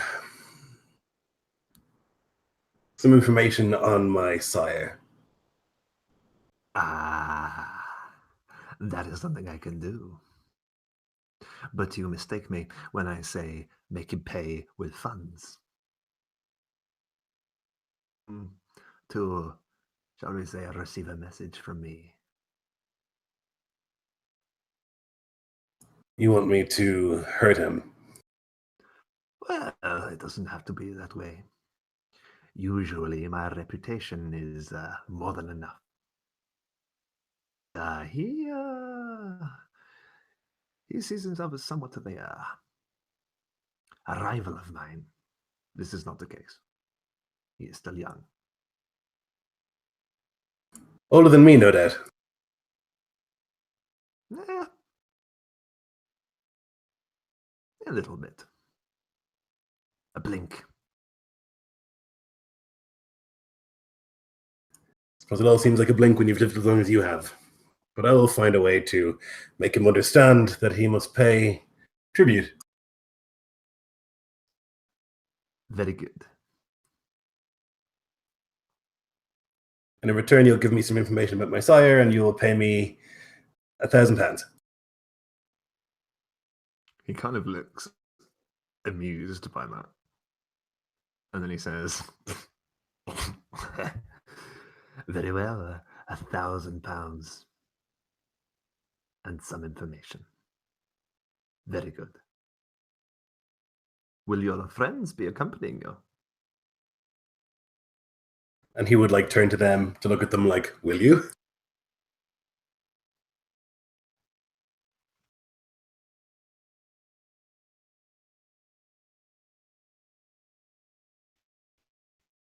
I'm happy to drive the car. I mean, if we're going to help, it's only fair that we get a cut, right? Kind of looks over more to Donica than he does to Fag. You can by all means split.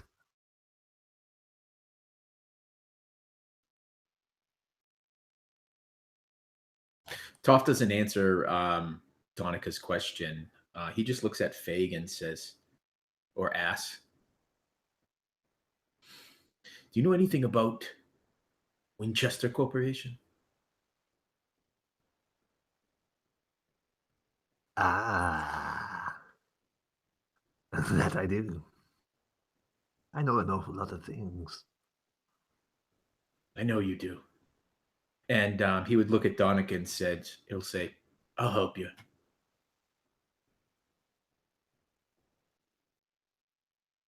Sure. So I'm imagining that if Toph helps him, that he might be able to get some information from Fag. I think that's how it typically works. You do something for him and he'll do a little something for you. You're getting that vibe, yeah. But what Toph doesn't tell the other three, though, is Fag always ends up on top, even when you think you got the better part of the deal. So I won't tell him that part. But he seems so nice. Can I just say out of character real quick? I love, Rob, how you're initiating these new vampires to how Camarilla and the Masquerade works.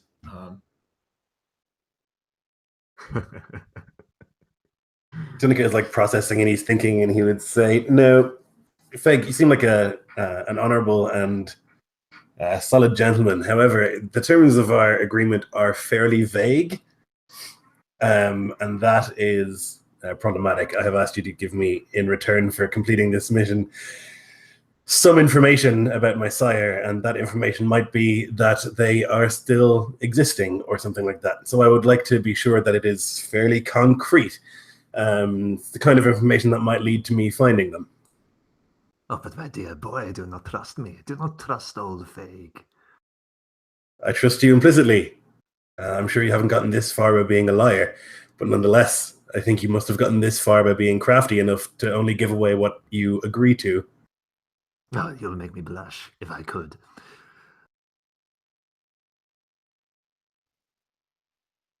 I give you my word.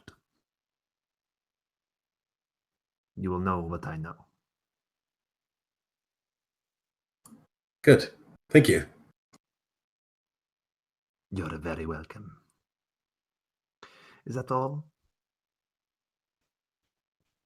I have first-hand information that you might be interested in. If you could trade me information about my sire. And what is your question? And I will see if it is worth it.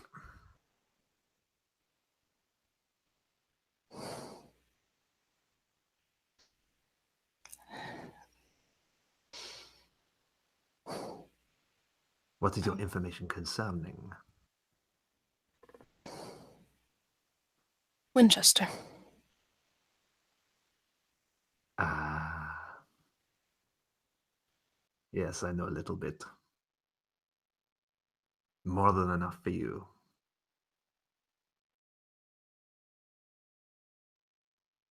But this can wait. It is part of a prior arrangement now, is it not? I would see if you are true to your word as I am to mine. Yes. I shall tell you of Winchester. I shall tell you of your sires, at least what I know.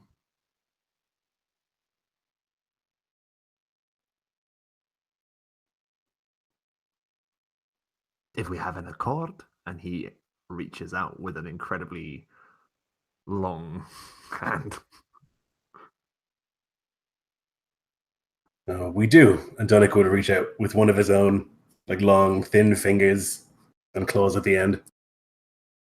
There's a squelch as you shake his hand, and something's on there. And he goes, now we drink, huh? In celebration of our new partnership. Welcome home.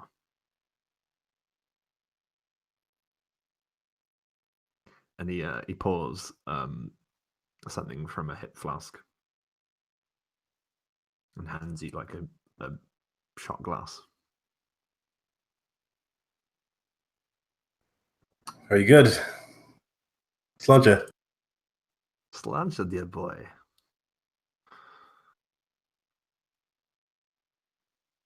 And you drink.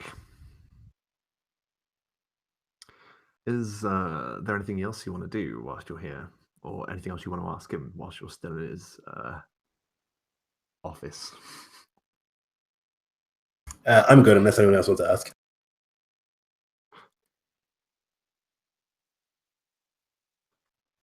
So in that case, he says, farewell, my friends. It has been a delight, no, a pleasure to meet your acquaintances. Close the door when you leave.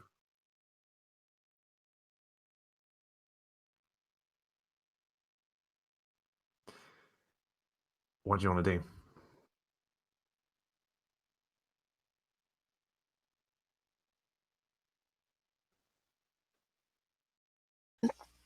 Monica, you're not gonna move down here, are you?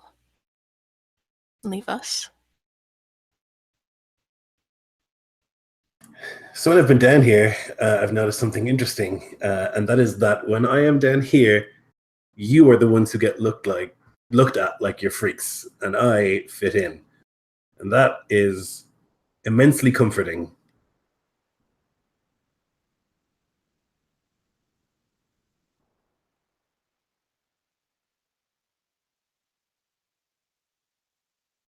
You didn't answer. I don't know. I don't think so, but I would like to have a base here, somewhere that I can go to. It actually seems incredibly safe.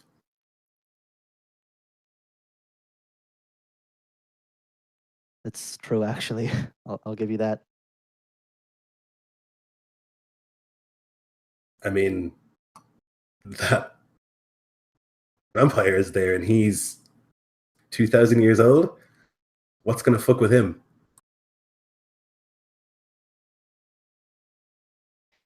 By that logic, maybe the tower is safe as well. I didn't shake hands with Anne. She didn't offer.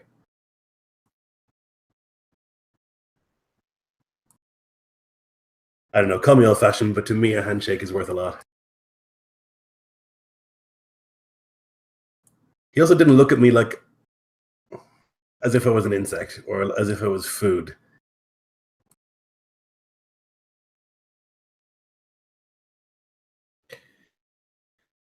Toph would be listening to your conversation, and he's just about to say something to that last bit that you say, Donica, and he thinks better of it.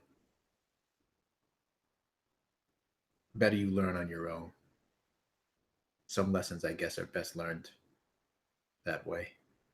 He thinks as he just kind of keeps walking along with you guys. So, you've been requested to make Jeremiah pay.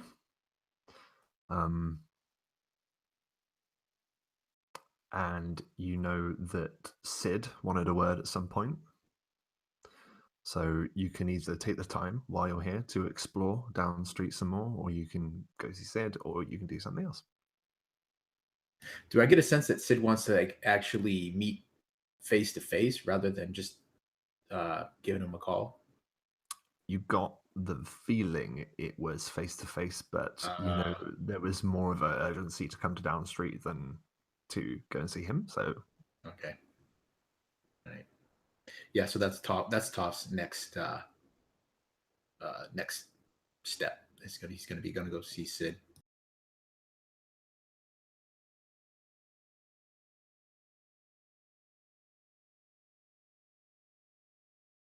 So maybe he would say as they get down the stairs back into like the main floor of the of this bar, and I hesitate to call it that, but and he would just look at the other three and he'd say, "Well, more than willing to give you guys a hand with Jeremiah, but I got some other stuff I got to take care of tonight. Running out of time."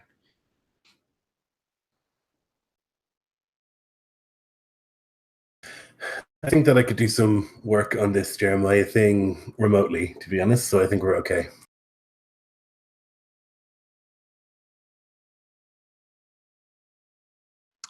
yeah. So where are you going?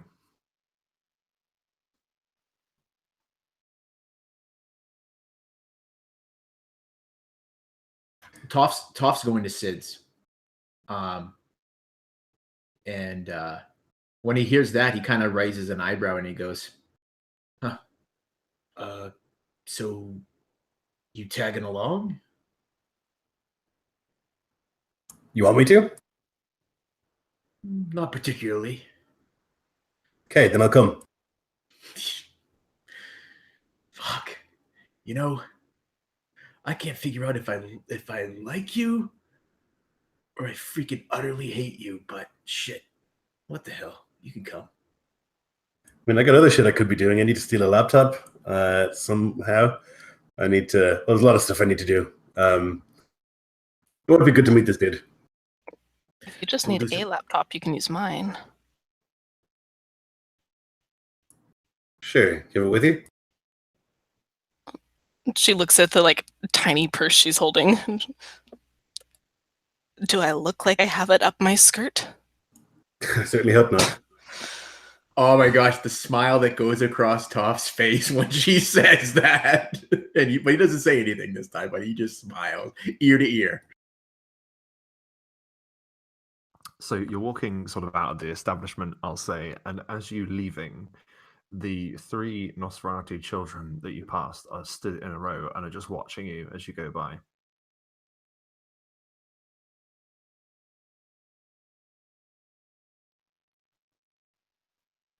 Tess kind of watches him and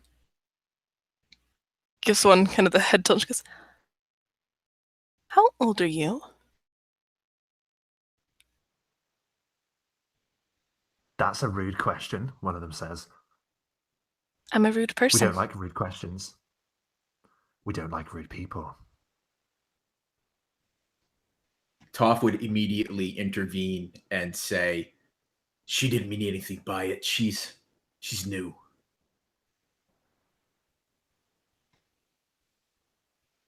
She looks like a whore. And you look One like of a them rat. says. Shit, is what Toph says. He goes, "We gotta go." And he would just They look at you. shuttle Tess along. one of them says, "We'll be watching you." All right, Tess, listen. Something you need to know. Just because they're little, and he kind of just thumbs over his shoulder, don't equate that to human children. They can be very dangerous. Okay? Could be 300 years old for all we know. Or older. And not to They're less mention, than 4 feet tall. that Maybe means their nothing. terminal illness was the Black Plague. We have no idea. Terminal illness. Fake tells that to everyone, all you noobs. Those kids weren't terminal. But you didn't hear that from me. Anyways, Tess, you gotta be careful. You're in a different world now. Your eyes are gonna lie to you. With age comes power.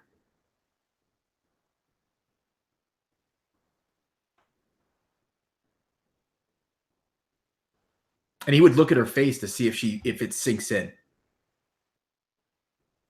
Yeah, she's kind of not meeting your eyes. She's partly embarrassed, being thoroughly, called out by him. But she's frustrated because things have always come easily to her before. And this is difficult, and she keeps making these missteps. Listen, I don't know why Sid has me babysitting you three, but you guys are important for something. I don't know what it is, but, I owe Sid.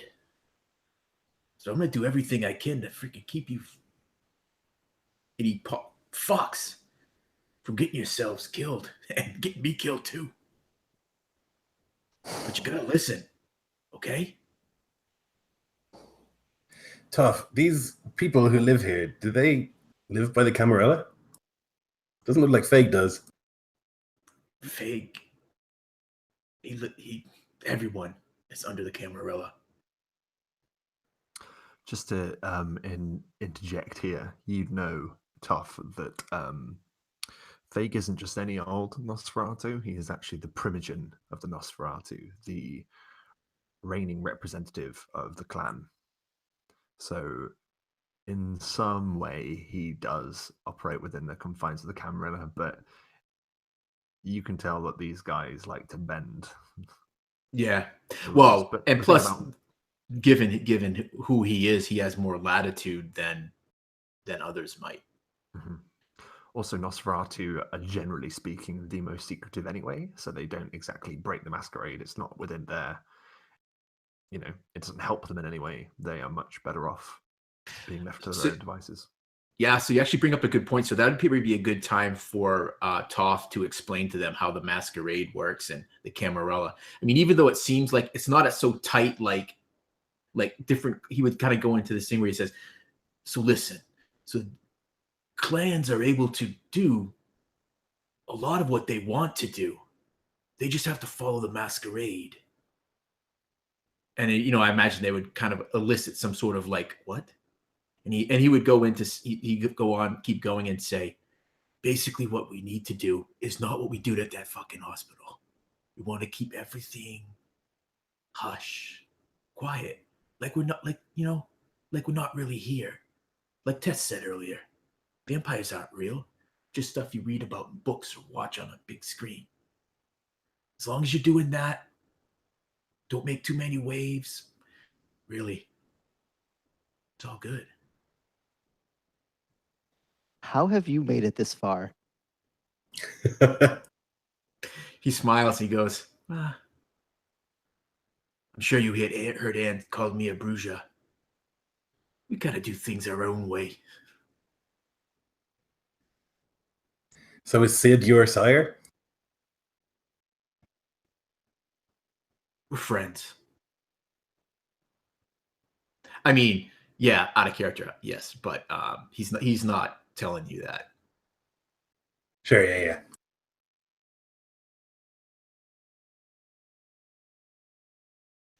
Toph, What else is real? I mean, werewolves, Nessie, the boogeyman. What can we expect? Everything has changed now.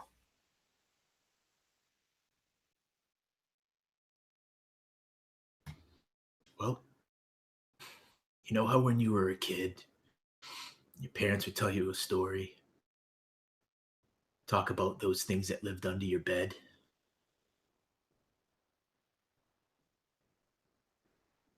Well, yeah, most of it's real. I don't know about Loch Ness. Maybe that's real. I don't know. You'd heard rumblings.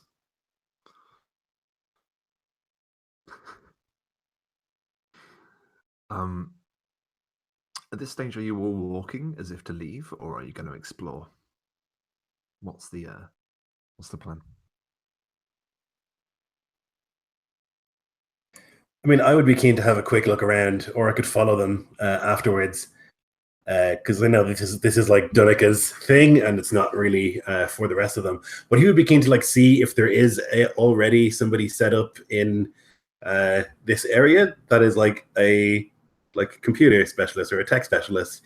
His assumption would be there would be, but if there's not, that's like a niche that he can fill and make lots of money from. You put your tech mind to work and you look just around and you're thinking, well, if there is going to be something like that, there'd be some sort of setup that you could follow, even if it's just wires and things like that. And you notice that there are a mass tangle of cables sort of on almost like an aerial that juts out of one of these rudimentary shelters. That's like at the far end of Down Street. So I'd like to see that, and I would say, I'll follow you.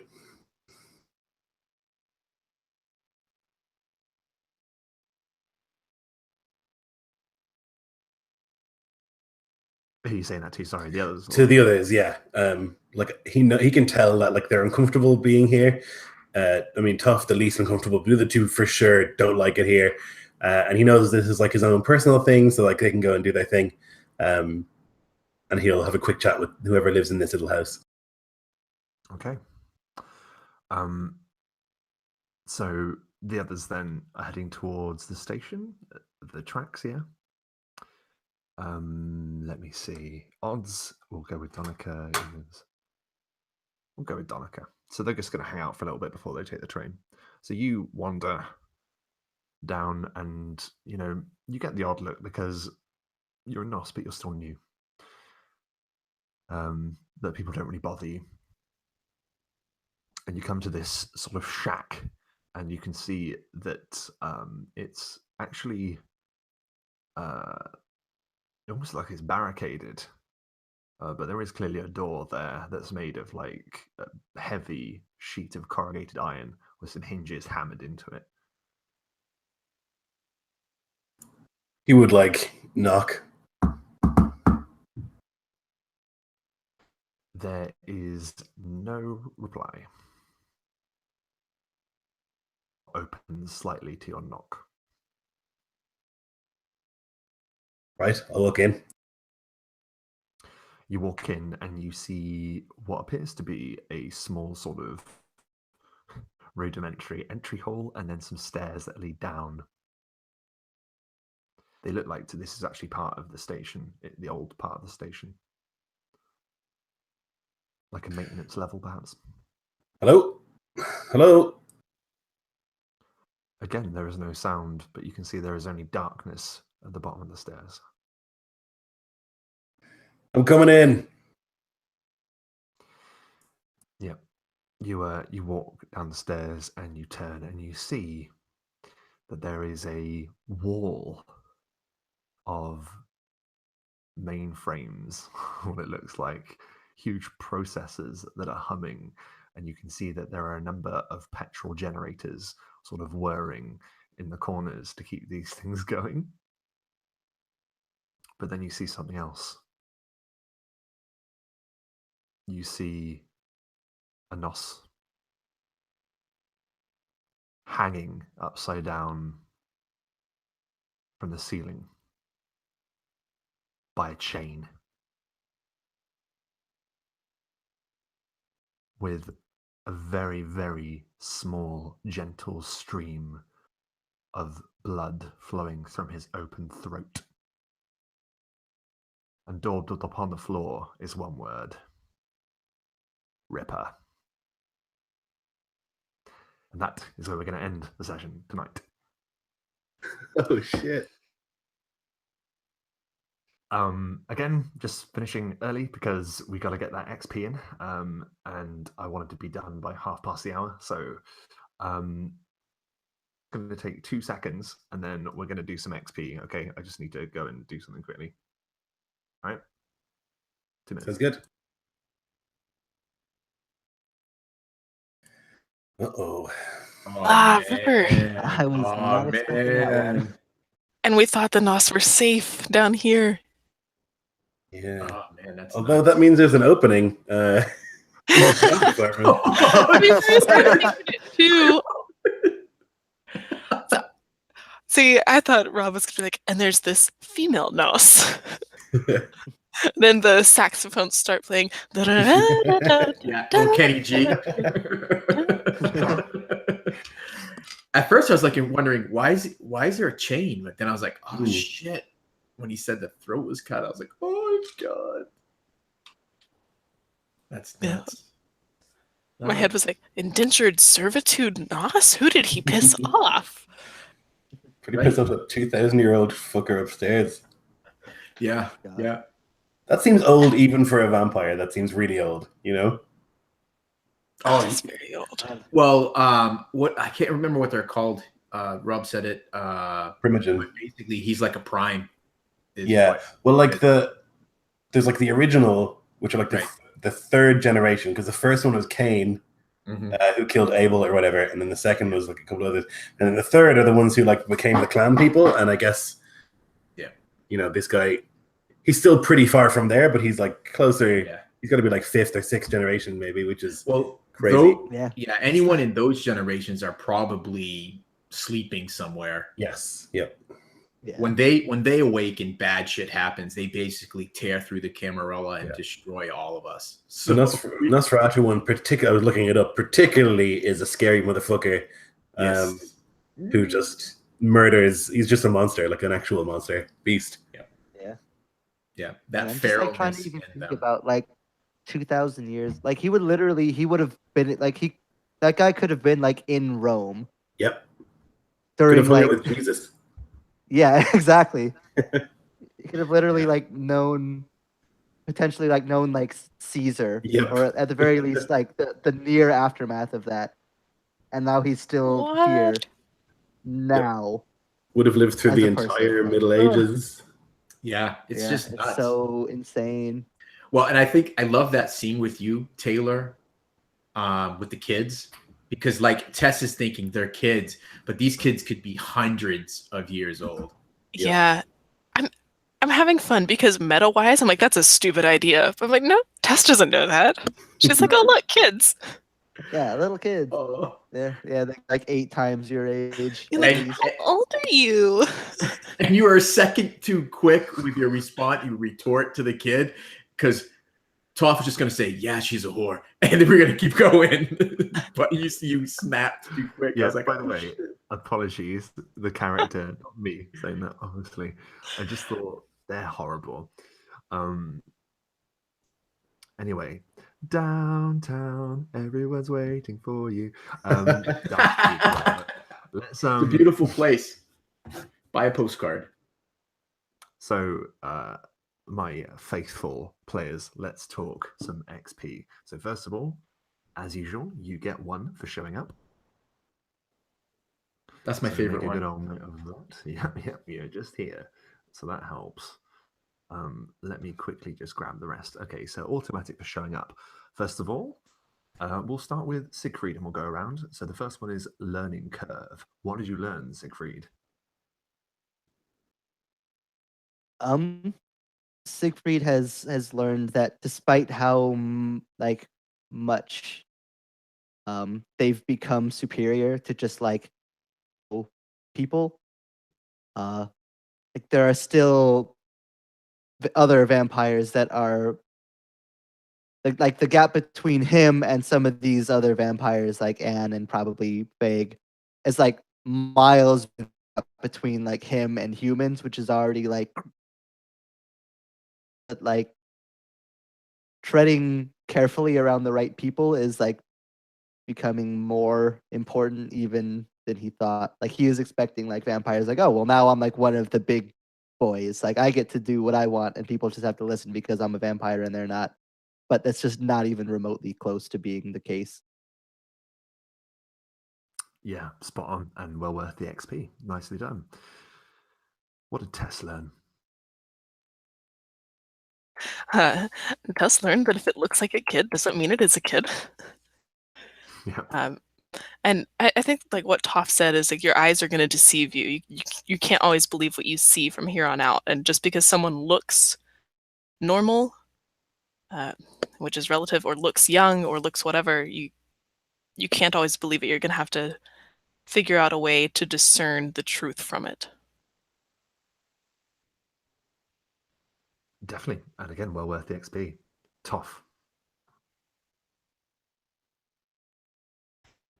So what Toph learned today was these three neophytes that he's with were unsanctioned, which totally puts a whole new spin on everything. That's something Sid did not tell him when he said, "Hey, I need you to go babysit three fledglings."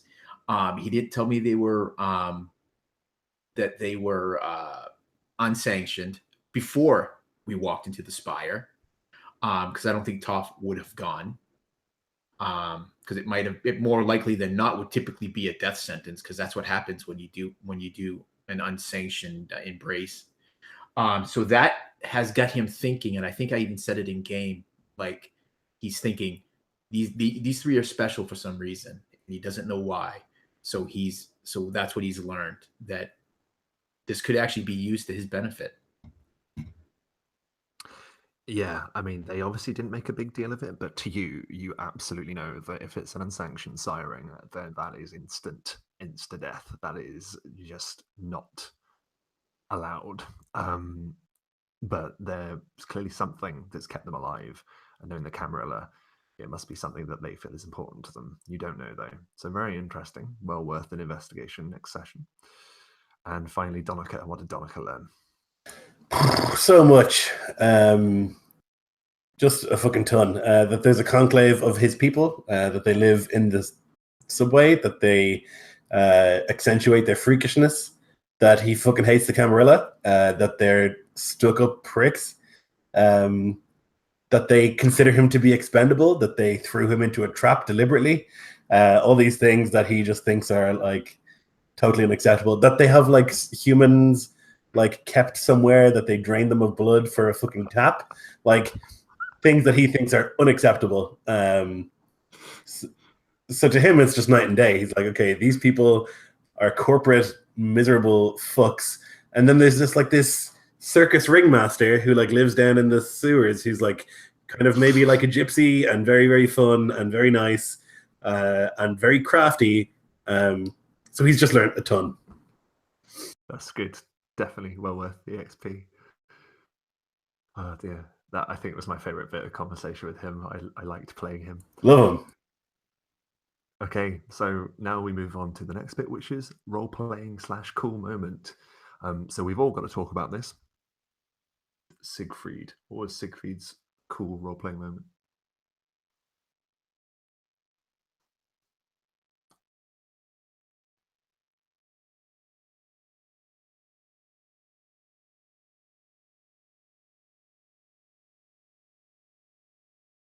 I think I like that Siegfried and Tess are both kind of trying to go with the flow on the Camarilla thing. Like Siegfried seems to be like, okay, well, these are the rules, then we'll follow the rules, and if this is how it goes, then that's how we'll go. And it just his kind of interactions with Anne were all very appropriate. which was not the case for Yeah, anyone else, really. there was definitely like different, obviously, reactions from all of you, which was pretty great. Yeah, I'd agree with that. I mean, I'd also agree that like with Siegfried, I think the deaths weigh the most heavily on him as well, and that has been apparent to me throughout all of this so far. But yeah, what do you think, Jeff? What do you think your moment has been? Do you reckon? Yeah, this one was a little bit quieter for Siegfried, which made sense. But yeah, I mean, I tend to agree. I think with Taylor, like just the interactions with Anne being the most like civil, but still like straightforward. Like Taylor seemed very like interested, but like nervous and like scared, like as if asking, want to know the answers, but she felt like she needed to ask. But Siegfried was just like, I'm here. You want to tell me stuff? I'm gonna ask you those things, and like I want to know, so that way I don't get myself or anybody else killed for not knowing. Mm, Just being like willing to talk to her, not necessarily as an equal, but like more so the others are yeah, man. and bad later. I think that the fact that he was so quiet in Nosferatu Town, like, makes a lot of sense because, like, he's a Toreador and adores beauty, and there just isn't any there. You know, it's just like hideous awfulness, and I think he was just like looking around, going, "Oh God, oh, can I please leave?" Oh, absolutely. It was just like this is just everything that he is not as a person. Yeah, I would have to agree. I think that sometimes role play is not saying or really doing much, and I think that's what you did in the session tonight. When you look at what we did after we left the Anne, you just, yeah, it was perfect, spot on for how you've been role playing them. Yeah, and you'll run into some Toreadors, and I'm really excited for when you do. That's all I'll say. Brilliant. Okay. Role playing / cool moment. What do you think, guys? Hands down, I don't know, you want to find out? Yeah. I was just so perfect off the cuff for Top. I loved it. Do we need any further? Yeah, that was mine too. I loved it. Yeah, I guess like explaining shit to us like we're idiots, which is great.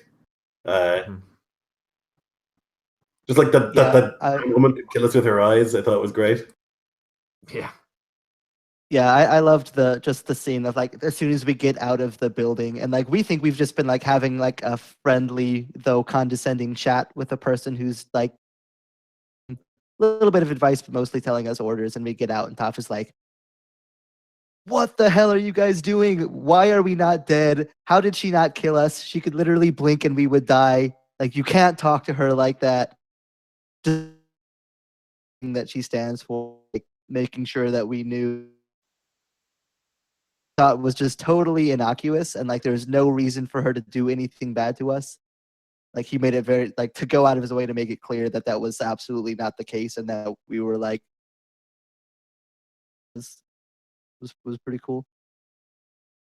Yeah, and for me, finally, I'd say for you as well, for Toph was the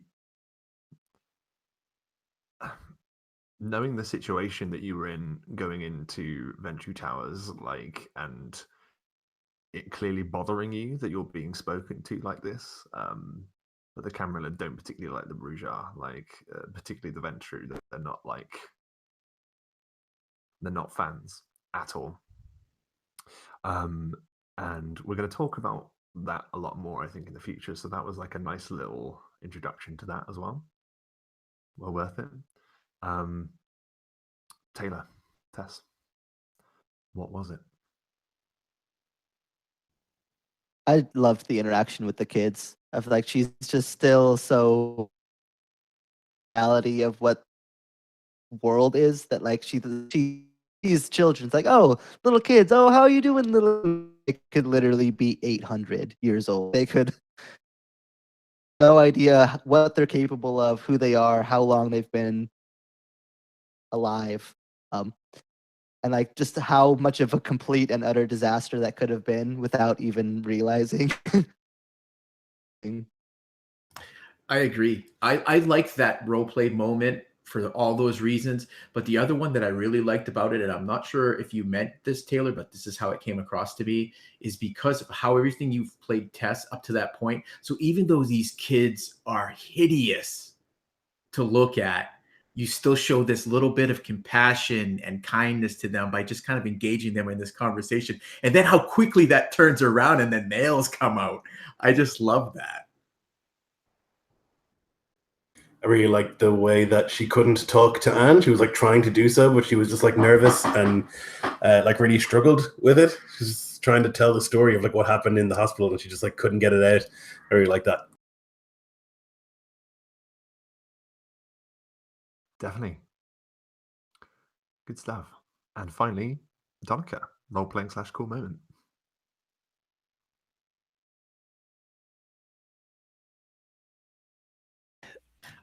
I'll go first. The coolest There's a lot moment to choose from.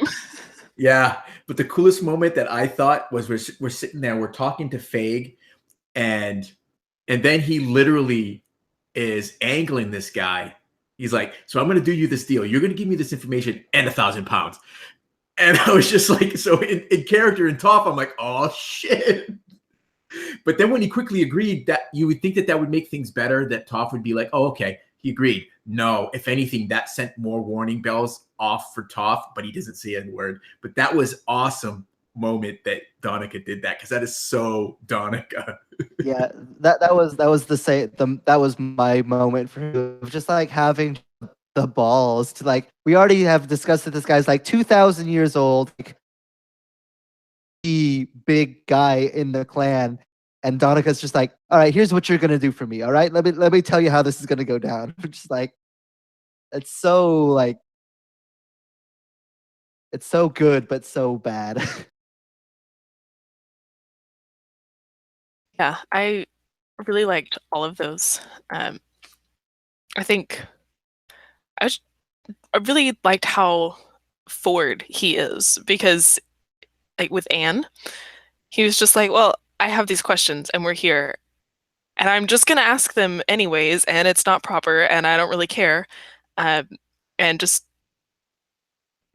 being almost brazen a little bit, but that's definitely Donica's character. He just doesn't take shit from anybody. This is the thing that I find really advantageous with having Lloyd. You be not only because your play style, I know that you like to talk to NPCs. I know that's one of your favorite things. So I like that Donica is like that, despite his exterior, shall we say. But I also like that you are in a position of a disadvantage. So it adds a new challenge to that. I think you play with that really nicely, and I really enjoy it. Also, fuck the man. Yeah. So again, well worth the XP. I think that was everyone now, isn't it? We've all done that. Yeah. Okay. So that was session 4. Thank you ever so much for those of you who watched live and after the fact. If you like this video, give it a like. If you'd like to see more like it, give me a subscribe. Or not. We're all friends here. Or are we? Take it easy. I hope that all of your performances are up to standard. Embrace the night.